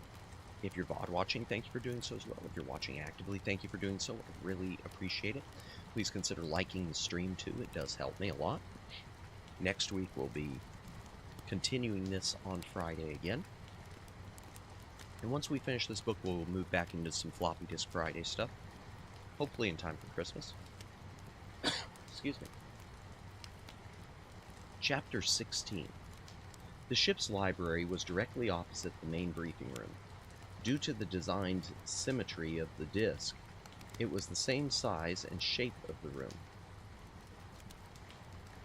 But instead of a single large table in the center, it was divided into computer stations, each terminal a specialized access to the ship's library.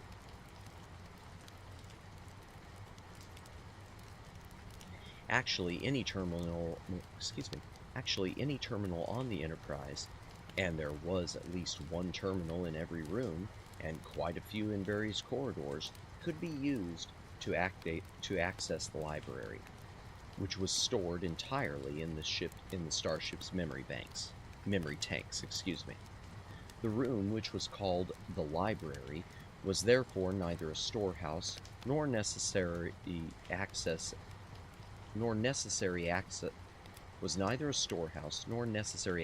as much as it was a primary control center for large-scale information handling, a set of terminals with specific data processing functions. Sorry about that. The room also doubled as a video control studio for the ship's internal channels, and occasionally as a secondary mission control for specialized operations. The historical section, such as it was not so much a place as a state of mind. Set off from the library was a data tank, a small theater holding 10 seats, and a control console at the rear. A large wall screen dominated the front of the wedge-shaped chamber. The ship's historian preferred to use this particular room as his main terminal because the large screen facilitated the easy examination of details in visual data, such as photographs or paintings. Occasionally, however, he also used it to play some of the ancient games in the ship's library, such as Space War and Dungeon. He was fascinated by the past, perhaps because it seemed such a terribly romantic time, especially in contrast to the mundanity of contemporary existence. He was a thin fellow, skinny and with an uncontrolled shock of brown hair. He looked too young to be serving in Starfleet, but if he was here, then he was obviously capable. The competition was too fierce for the inept to last long at the Academy. He stood up as the captain, the first officer, the chief engineer, and the navigator stepped into his tiny retreat. He brushed some crumbs off the front of his uniform and pushed a meal tray aside, then came to sloppy attention. He was mostly nonplussed at the appearance of the top brass. "Sirs," he said. Kirk nodded in acknowledgement, then remarked sideways to Spock, "I don't think I've been down here since I took command. No need until now. Perhaps I'm overdue for a surprise inspection in a lot of parts of this ship." He looked at the young man standing by the console.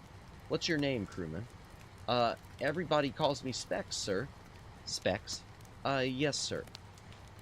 "Specs. repeated Kirk slowly, holding the unusual name up to the light to see if there was a secret message hidden in it. If there was, he didn't see it. Well, Specs, your captain needs you to do some research. Yes, sir. Specs resumed his seat at his console and punched the big screen up to life. His hands started flying over the controls. Kirk was taken aback. He hadn't even voiced his request yet. Then, on second thought, he realized he didn't need to. It was obvious what he must want information on. It would have been obvious to anyone aboard the Enterprise. He half shrugged in acceptance and looked to Spock. Spock raised one eyebrow at him. Kirk said, "The origin of that ship may be the Earth system. At least, that's what Mr. Chekhov has suggested. If that's true, then you should have some record of its construction. It would have left the Earth system about 185 years ago, plus or minus 10. Said Specs. I think he may be a little off there. Just a minute. He reached across the console and grabbed a wire framework holding 2 lenses. He adjusted the odd device on the bridge of his nose and peered through the lenses at the screens in front of him. Kirk and Spock exchanged another glance. Said Kirk, what are those things? Badge of office, the historian said noncommittally, not looking up. Spock put in, glasses, or spectacles, as they were commonly called, were a popular form of prosthesis for the correction of simple visual disabilities well into the 21st century when corneal reshaping finally became widespread. Now, glasses are used only for special viewing purposes, such as close or distant amplification of images or for protection. I would suggest that the name specs is an abbreviation for spectacles. At one time, it was a common nickname for those who wore such devices. They are probably bifocal to help the crewman focus on both his control board and the wall screen more easily. Thank you, Mr. Spock. One thing about working with a Vulcan, Kirk realized, you pick up a lot of trivia. Sirs, if you'll look forward. All 4 officers turned to face the big screen. It had become a window onto space. A gigantic cylinder turned magically in the light of an unseen yellow star. Despite its lack of engines and a ram scoop, the structure was immediately familiar. Behind it, a blue and white planet shone like a drop of spring rain, and behind the planet, a crystalline white moon, speckled with twilight craters. Scotty stepped forward angrily. That cannot be. I know every ship that came out of my shipyard. But that isn't a ship, Mr. Scott. Specs was momentarily confused. He looked from one officer to the other. Don't you realize what you found? That's the lost cometary colony. Kirk was startled. Scotty looked like he'd been kicked. Chekhov sputtered unreadably. Mr. Spock nodded slowly. Of course, he said. It's the only answer that makes any sense. He turned to Kirk. Captain, I apologize. I should have recognized it. That's all right, Mr. Spock. We all make mistakes. It must have been your human half. Undoubtedly. Specs was still babbling. It's like finding the 10 lost tribes of Israel or the lost colony of Roanoke, Virginia. I thought you'd realized it right away, sirs. I couldn't understand why you hadn't buzzed me for the rest of the story. All right, hold it, interrupted Kirk. Let's take this from the beginning. He interrupted himself to note for Spock's benefit only. I'm going to have to brush up on recent history myself. Now then, sirs, the historian pointed to the seats. If you'll make yourselves comfortable, I took the liberty of preparing a brief presentation of this material ahead of time for just this eventuality. Kirk looked at it to his officers. Gentlemen, be seated. Specs began with a series of blueprints. The early design concepts for the structure, he explained. It was built to be the first L5 structure. Here you can see the plan for the farms, this huge open area in the center. The structure is a giant hollow cylinder with a landscape established on the inside wall of the hull.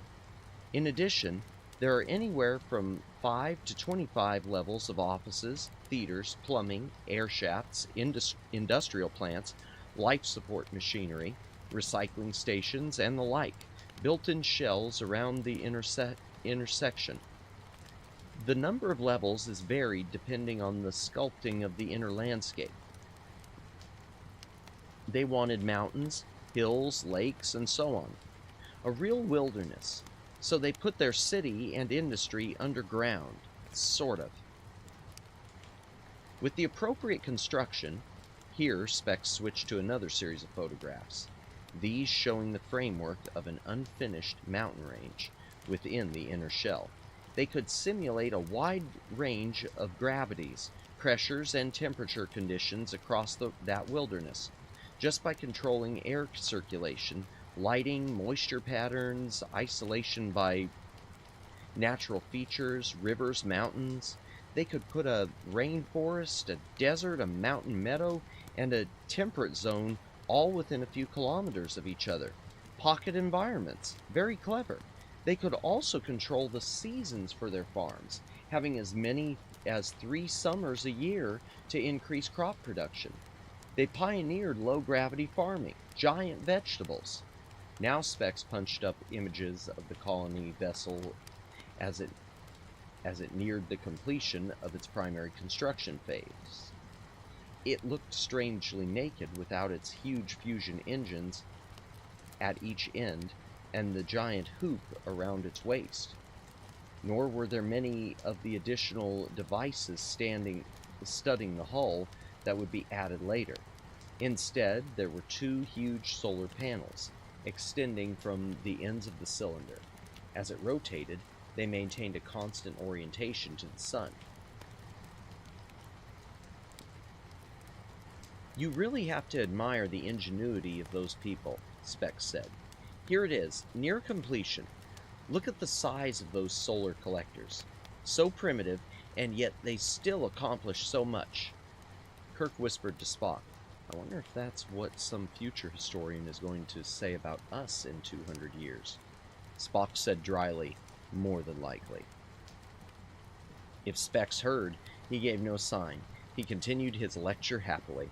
The original intention, of course, was that this structure was to occupy the L5 Trojan position, forming a triangle with the Earth and the Moon.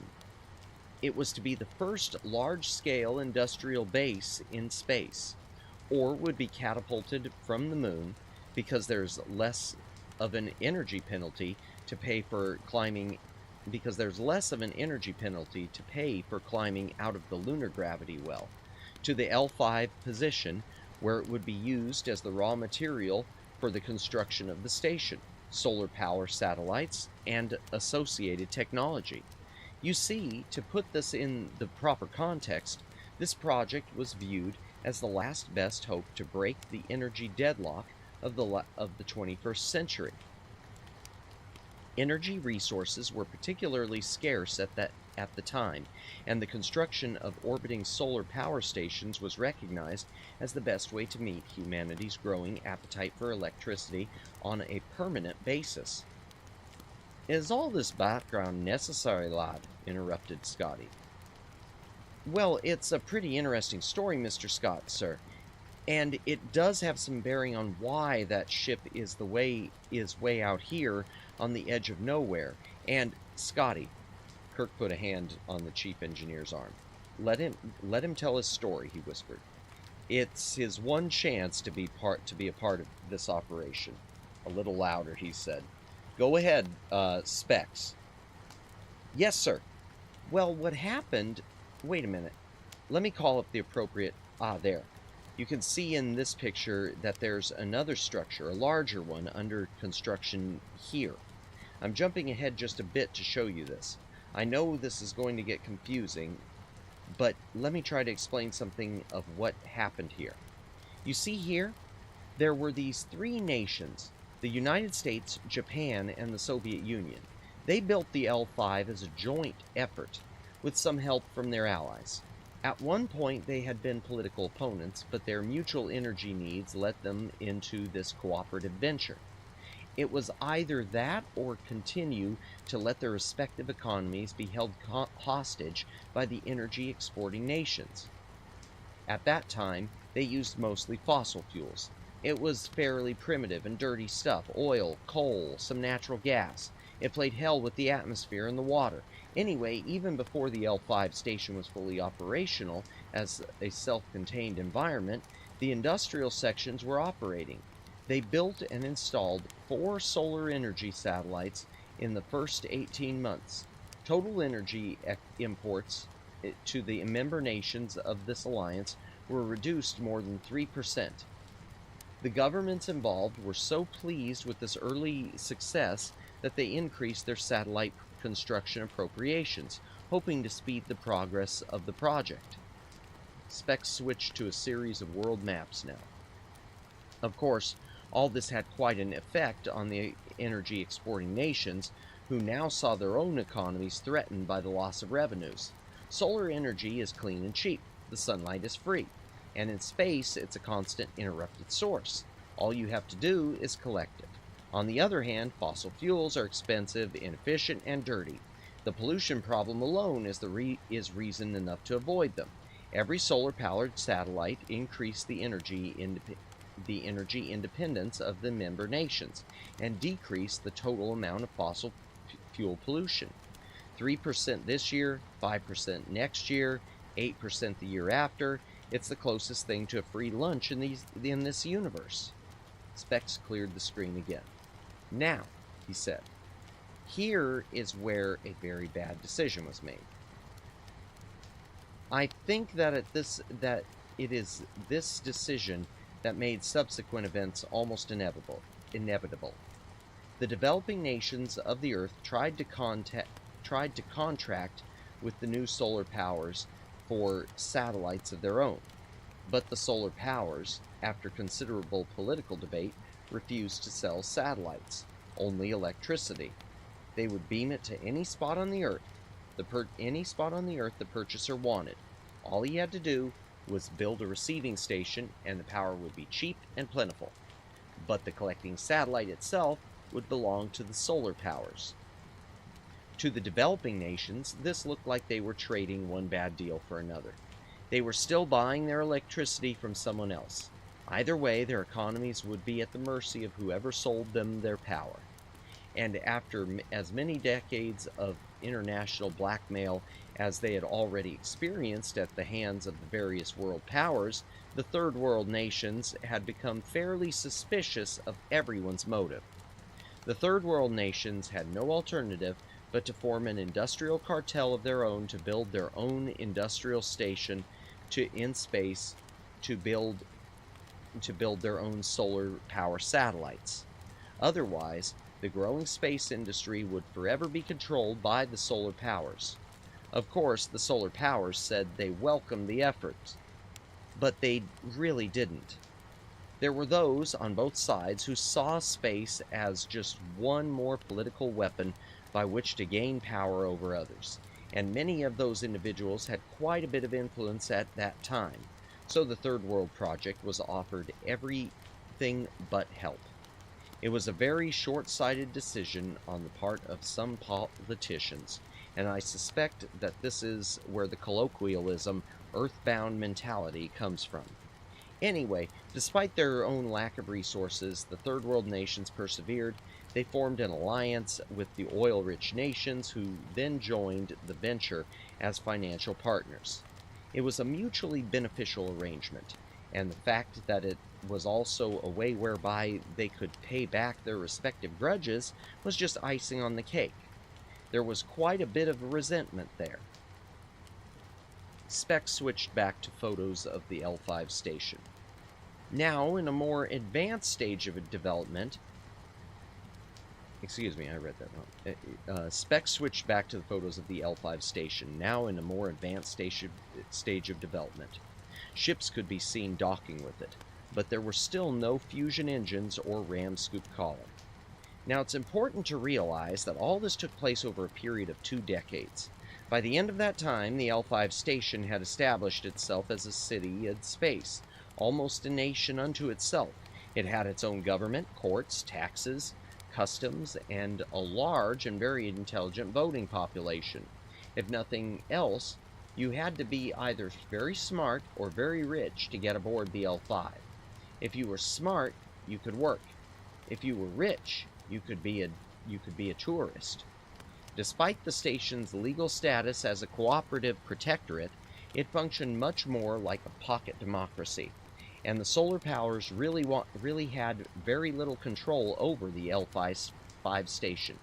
After all, how could they enforce it? But the legal fiction existed for 20 years because it worked and there was no pressing reason to change it. At this point, nearly 30% of the member nation's electricity was coming from space. Of course, they owned their own satellites, and they were all in much stronger economic positions. Fusion power was finally off the drawing board. As a practical reality, it was a viable alternative to both oil and solar energy, and there was some concern that the large-scale microwave beaming of power back to Earth might also create subtle but adverse ecological effects. Also, the oil-exporting nations had begun to reduce their prices to stay competitive with solar energy and the new fusion power. Perhaps they even did that deliberately to hold back further development. It was for all these reasons that the solar powers began to cut back on their satellite appropriations. The pressure to build was no longer as severe. You see how complex this is getting. The cutback hurt the economy of the L5 station. More than 1,000 workers were scheduled to be sent back to Earth, and they didn't want to go. By then, the L5 was a fairly nice place to live, clean, uncrowded, and with a variety of recreational environments unmatched anywhere else. They had even simulated a section of Martian terrain as a training area for colonists heading out to the new Martian settlements. They didn't want to lose such a large part of their own community. So they made a bid to the Third World Alliance, which had been having a lot of organizational troubles, that they would contract to build their projected L5 structure for them. A project of that size would enable them to maintain their present economy and actually expand it and grow. Again, it would be a mutually beneficial agreement, were it not for the political realities. The solar powers didn't exactly veto the bid, they just became very obstructionist, finding all sorts of reasons, financial, legal, political, why the L5 should not commit its energies toward the construction of a station for the Third World Alliance. The wrangling went on for 7 months, with tempers rising on both sides. Finally, the L5 station declared its independence as a nation unto itself. In the space of 24 hours, 33 of the Third World Alliance nations had formally recognized their existence as a nation, and the contract for the construction of a second L5 had been signed. By the time the solar powers had finished being outraged, it was too late. They had no choice but to accept the situation. The alternative would have been war, and in that case, the L5 government had the strategic advantage. After all, they were on top of the gravity well. They didn't need bombs. They could have dropped rocks, and they could destroy all of the solar satellites if necessary. That act alone would cut off 30% of the electricity available to the solar powers. Or they could have used the microwave beams of those satellites to selectively and precisely destroy whatever military targets they chose. So, said Specs, finally returning to the photo of the two stations in space, one finished, the other still under construction. The outcome of that particular crisis forced all the nations of Earth to realize that they were at a disadvantage against political blackmail from space. But from a historical point of view, They had brought it on themselves through their own use of political blackmail. They gave their opponents no other option. It was a very touchy period of international relations. Within 2 years, for example, there were no less than 5 military space stations under construction, all of them well away from L5 station's easy surveillance. Some of these military stations were as grandiose in concept as the original L5. Now we jump a few more years ahead. I won't trace all of the individual events that led up to it. It was just one more political crisis in a long string of crises. But the Third World Alliance began to fall apart. Part of it was that several years of drought and famine had exhausted the resources of the developing nations. And part of it was that with the widespread growth of fusion power, hydrogen, methane, and alcohol fuels, plus assorted other sources like biomass, geothermal, wind power, ocean, current turbines, and so on, all in addition to solar energy, the world's appetite for oil had dropped dramatically. The oil-rich nations no longer had the resources available to them to continue financing the L5 construction. The cartel collapsed. Some said it was the victim of its own bad planning. Others said that the collapse was given a good push by agents of the solar powers who had worked to undermine the economies of the cartel's member nations. None of the allegations were ever proved. If they had been true, the evidence would have had to be destroyed because of the extreme potential for war such allegations carried. All right, so now we have one functioning L5 station and one nearly completed structure. The solar powers offered to purchase and complete the second unit, but the L5 nation turned down the offer. Instead, they mortgaged themselves heavily and completed the construction on their own. Now, as you can see, just about every decision that has been made here has been made for political reasons. The search for power in one form or another. And now there were some 30 years of long-standing grudges waiting to be paid off. Several of the military stations were operational now. A lot of bills were coming due for the L5 nation and they were not in the best position to pay these debts off. Earth's economy had taken a real beating. The collapse of the cartel had triggered a worldwide recession. And there just wasn't the financing available for the construction projects needed to keep the L5's economy on sound footing. They couldn't look for aid anywhere else in the solar system either. These were a proud and independent group of people, and they had run out of friends. Now I have to interrupt my story here to give a little more background information. I'm sorry for going on so long, sir. No, said Kirk. Please go on, Specs. To borrow a phrase from Mr. Spock, I find this piece of history fascinating. Yes, sir. Thank you, sir. Well, what I was going to say was that going on all this time, there were quite a few psychological studies of the inhabitants of the L5 nation, because no one knew what would happen to a population, as isolated as they were and living in such a totally artificial and structured environment. What would be the effect of being separated from the karmic link with home? So throughout that entire first generation, the entire population was being psychologically monitored, every one of them to one degree or another. And now that they were on the threshold of the second generation in space, certain long-range and recurrent patterns were beginning to become recognizable. Ship dwellers, for instance, seemed to have different perceptual spaces than land dwellers, especially as regards the sense of territory. The theory was that the mutability of gravity in the ship environment That is, the fact that you can structure your interior ecology for whatever gravity you want, or even no gravity at all, makes for a more three-dimensional perception of relationships, a holistic view.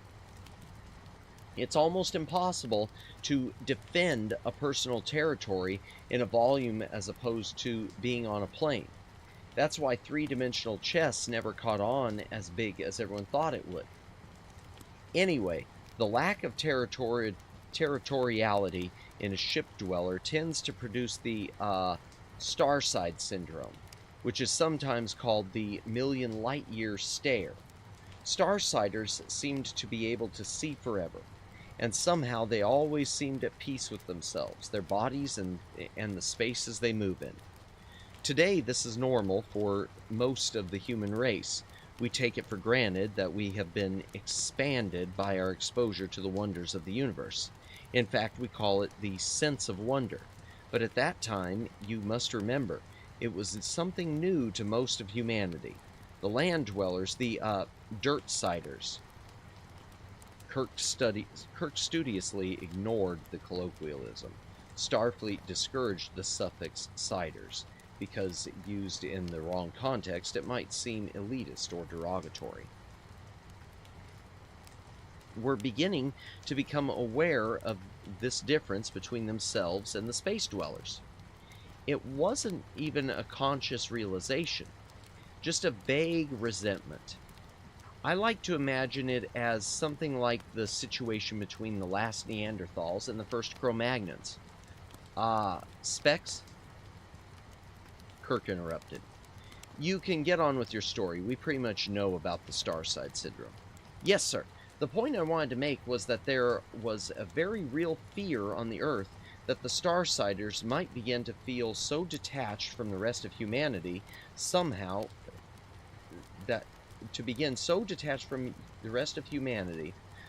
lose their sense of responsibility to the species, that they would begin to regard themselves as gods. It was thought that the long-term isolation in an environment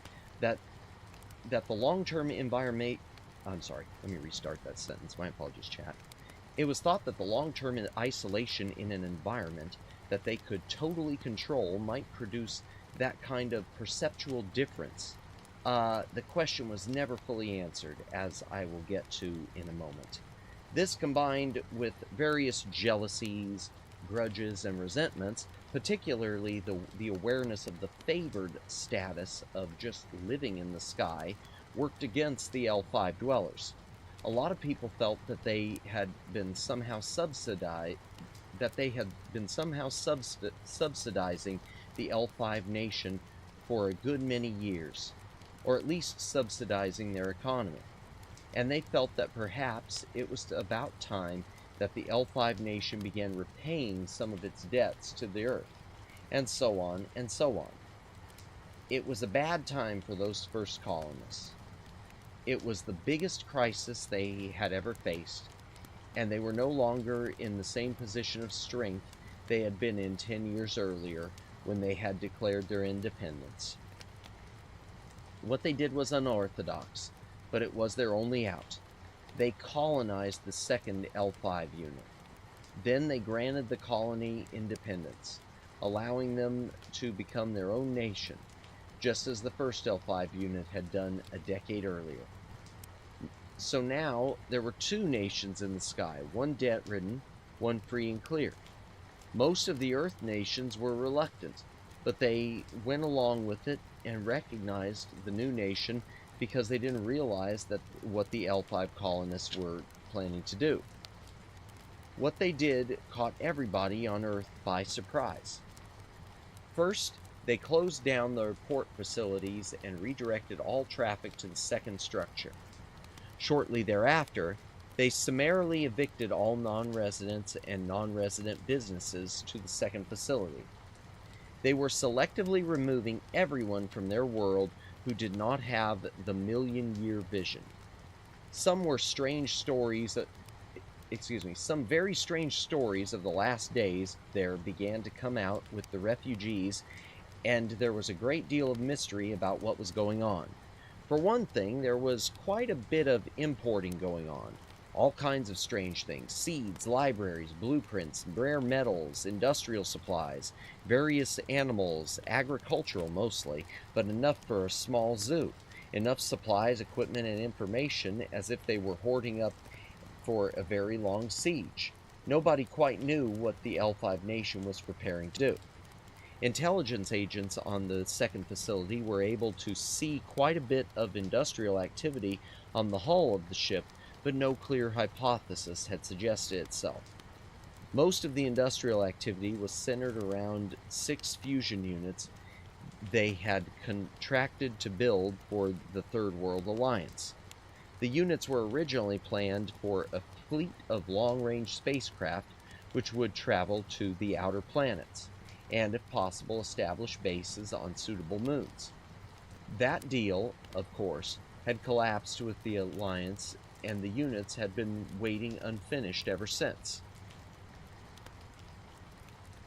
Now, however, the units were obviously being finished, even though there was no fleet of spacecraft for them to be installed in.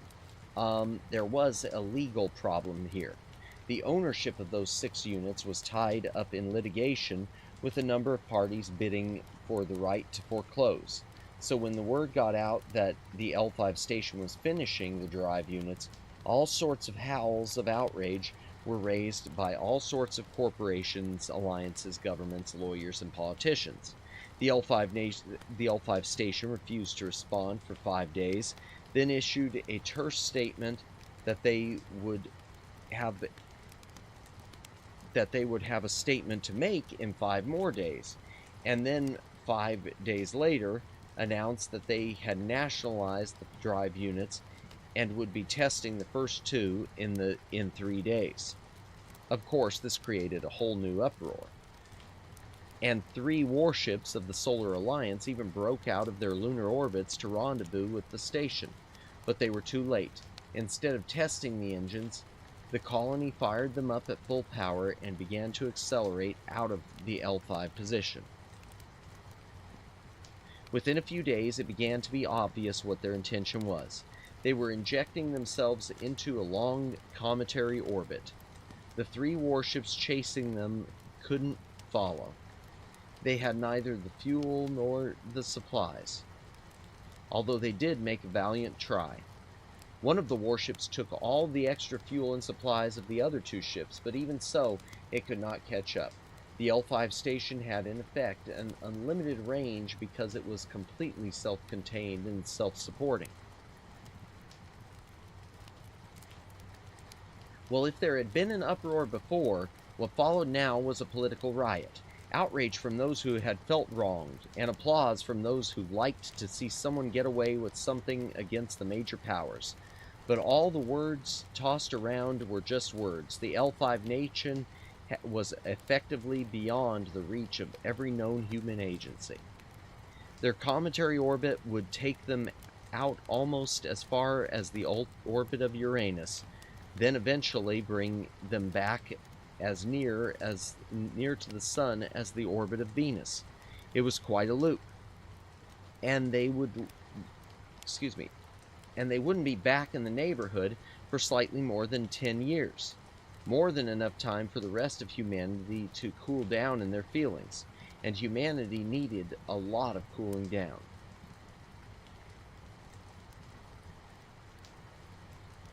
But the L5 planners had been very canny in their choice of orbits. They passed close enough to Mars for a number of ships to make rendezvous, and they exchanged quite a bit of cargo, and even a few passengers came aboard, while several others offloaded. A year later, they passed over the asteroid belt. They were slightly above the plane of the ecliptic here. On the way back, they would be slightly under it. They made rendezvous with various mining craft and again traded supplies for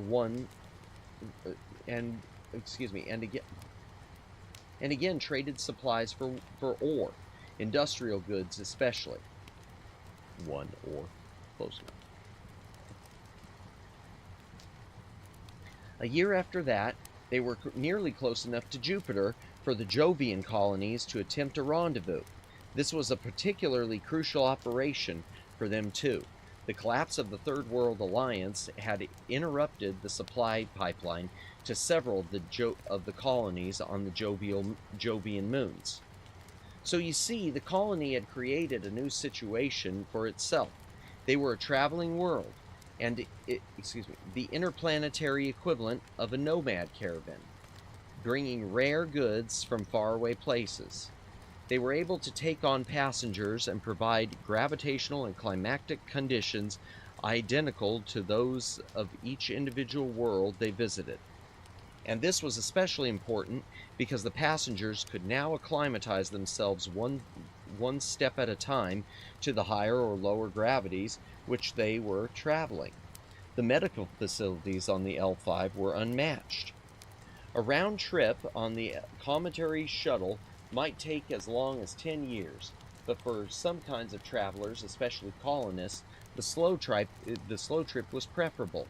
The shuttle was clean, healthy. It was a clean, healthy environment, more pleasant than most places on Earth at the time, and more pleasant than most of the colonies.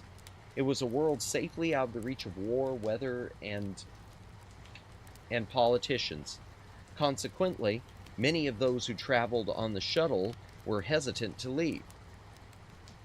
But the only ones granted permanent resident status were those who could prove that they could enrich the quality of life aboard ship. In the ensuing 30 years, the cometary colony made 3 complete laps from the inner to the outer planets and were individually responsible for increasing the volume of interplanetary trade by some 5,000%. And that, of course, brings me to the final political decision in the story. Nobody argues with success, and the financial success of the L5 nation in this new role was undeniable. Halfway through the second lap, there were 4 new L5 structures under construction, 3 being financed by Earth-based corporations, and 1 lunar-sponsored one. The economics were obvious. There were markets that would only be effectively serviced by this type of slow travel. A city in space may be slower, but if you have the extra time, and if you're in constant communication with the rest of the solar system anyway, then with the rest of the solar system anyway, then it's far more comfortable than either a torch ship or a catapulter. But of course, with this heavy investment in interplanetary travel, the Interstellar Development Program was temporarily shelved. The Wanderer, as the ship was now called, had developed into a fairly closed but visionary society. The Wanderers insisted that humanity needed to expand into the universe. Even though the answers would not be known in their own lifetimes, they felt there were mysteries that humanity absolutely had to investigate. The cancellation of the Starship effort for more short-sighted goals was a refusal to accept the challenge. On the last half of the third lap, the Wanderers unaccountably stopped taking on passengers and made a point of evicting as many tourists and other non-resident inhabitants as they could. The story was that they needed the room to transport colonists and equipment to a new base on Titan. They certainly took on enough equipment and supplies for a colony. It wasn't until afterward that the Triplanetary Titan Development Corporation was exposed as a dummy operation, to hide the real purpose of all those supplies they had purchased. The Wanderers looped around the sun and disappeared. They weren't where they were supposed to be after transit. At first, there was some speculation that they had somehow miscalculated the orbit and fallen into the sun, but that was dismissed as unlikely. It was a hobbyist on Luna who spotted them with a homemade 4-meter scope. They were nowhere near where they were supposed to be. Instead, they were much further out. and accelerating. They had spread a 20-kilometer solar sail, and when they passed the orbit of Earth, they switched on their fusion engines full power. They didn't add the ram scoop until much later. Probably they dismantled their dry dock structure. If you'll compare that section there with this one here on this other photo, you'll see that the sections are remarkably similar. For the next 3 months, they accelerated continuously. They bade their farewells to our solar system and dedicated themselves to the stars. A brave and bold adventure. Their final message included the words, "Our grandchildren will wait for yours among the stars." Laser contact was maintained for quite some time. In fact, even until after their loop around Sirius B. Then it stopped, and it was never resumed. It was assumed that some kind of major misfortune had happened to them. Kirk leaned forward and tapped his navigator's shoulder.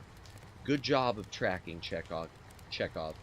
He swung around in his seat to face Specs. "A very nice presentation, Specs. It answers a lot of questions.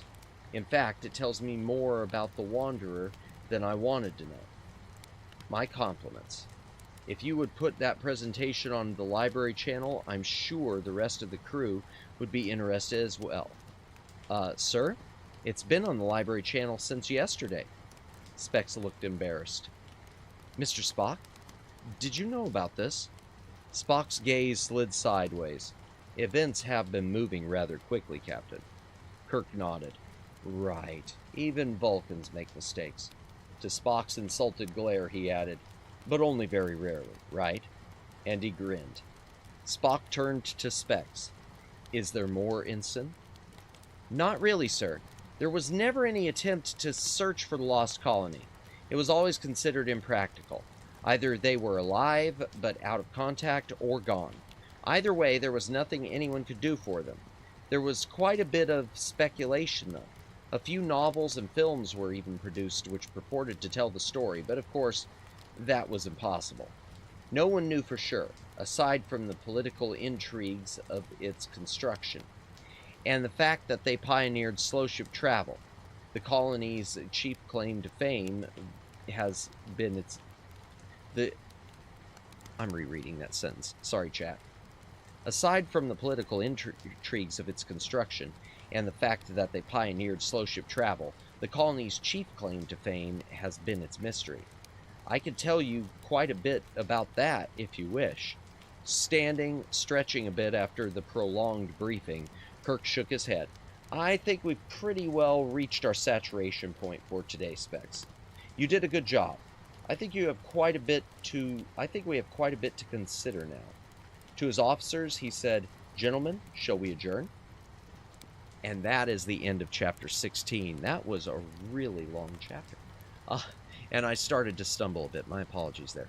Let me see. What did I miss? Earth Final Conflict. Yes. Okay.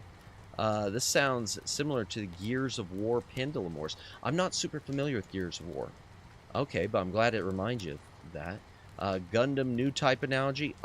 Okay. Is it? Okay, so that's what it is. Man, Matt, your reading flows so well. I don't know. I thought I botched it a bit, but I appreciate that. Really making me imagine the setting. I appreciate that. I do appreciate it. I fumbled the ball a bit, but I appreciate it. And that is where we're going to stop for the night, chat. We're at midnight, perfect timing. We're going to stop with the end of chapter 16. We'll pick up chapter 17 next week, chat. I appreciate everyone who's been here. Let's head back in the library, and then we are going to do a raid tonight.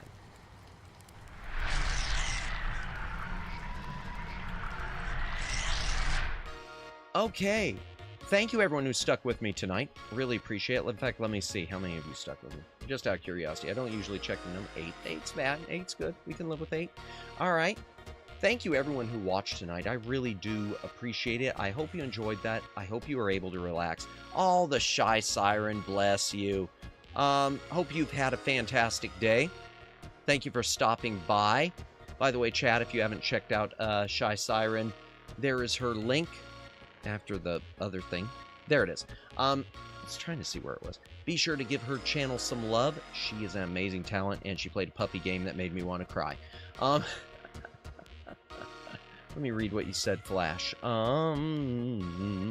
So basically, in Gears of War, emulsion... This is kind of getting weird on me. Emulsion, new energy source is discovered. Scientist finds out how to make it make tons of energy. Nations war over it. That's what the Pendulum Wars were. Ah, I see. Okay. Great job. Thank you. I appreciate it. We'll continue this next Thursday, chat. As for now, before I say my goodbyes, we are going to do a raid. Let me see if the person I want to raid into is still on. Kagami Furry with Lucid Multimedia. I said furry again. It's Furry. Kagami Furry with Lucid Multimedia. She's not a furry. It's Furry. She is celebrating her birthday. So we're going to raid into that if we can. If she's still on. Yes, she's still on. Come to my birthday right meow. I like that. Okay, let me see. Let's type up a raid message, chat. Let's see. We're just going to do a, we'll just do a simple birthday. Happy birthday from the back library raid. Let me fix the R there. Boom. There we go. Happy birthday from the back library raid. Nothing fancy, but it's a birthday. It's a birthday. I don't want to go. I mean, you can get nuts when you're in there. Yeah, whatever. I don't know what I'm saying. My brain isn't braining. Thank you, everyone who stopped by tonight. Thank you, Flash Viewer. Thank you, Daylin. Thank you, The Shy Siren. Thank you. I know Judd was here. Thank you, Forrest Walpole. Thank you, Omegs. Thank you, Jennifer, who was lurking. I hope you feel better, Jennifer. Thank you, Twin Opinion. Thank you, Luciano. Let me see. Did I miss anyone else? I don't think I did. If I did miss anyone else, my apologies. Anyone who's been lurking tonight, thank you for lurking. Genuinely appreciate it. Sorry for the long tangent, too, about Star Treks and sequels and whatever. We live for the tangents. I don't know. We're going to do a raid into Kagami Furry. I said it the right way. Yes. Into Kagami Furry. See you all next week. I am skipping Monday. And Terran Zero, thank you for stopping by, too. Appreciate it. Have a good night. We're going to do a raid. Next week, I will not be streaming on Monday, but I will, because I want to rest up my throat a bit, if you can't tell that it's still rough. But yeah, I'll get the schedule posted, I'm sure. Oh, and just a reminder, the handle, the At the Back Library, will be changing at some point during this weekend, between now and Monday. And it won't affect anyone who's already subscribed, but yeah, new handle because of the chat handles thing that's going on. It's, it has to be done. What can you do? That being said, thank you. Oh, I better end the poll. I always forget that. Okay, it seems most people said yes. So, there we go. We will do these on occasion then. I really do appreciate that. You don't have to go home, chat, but you can't stay here.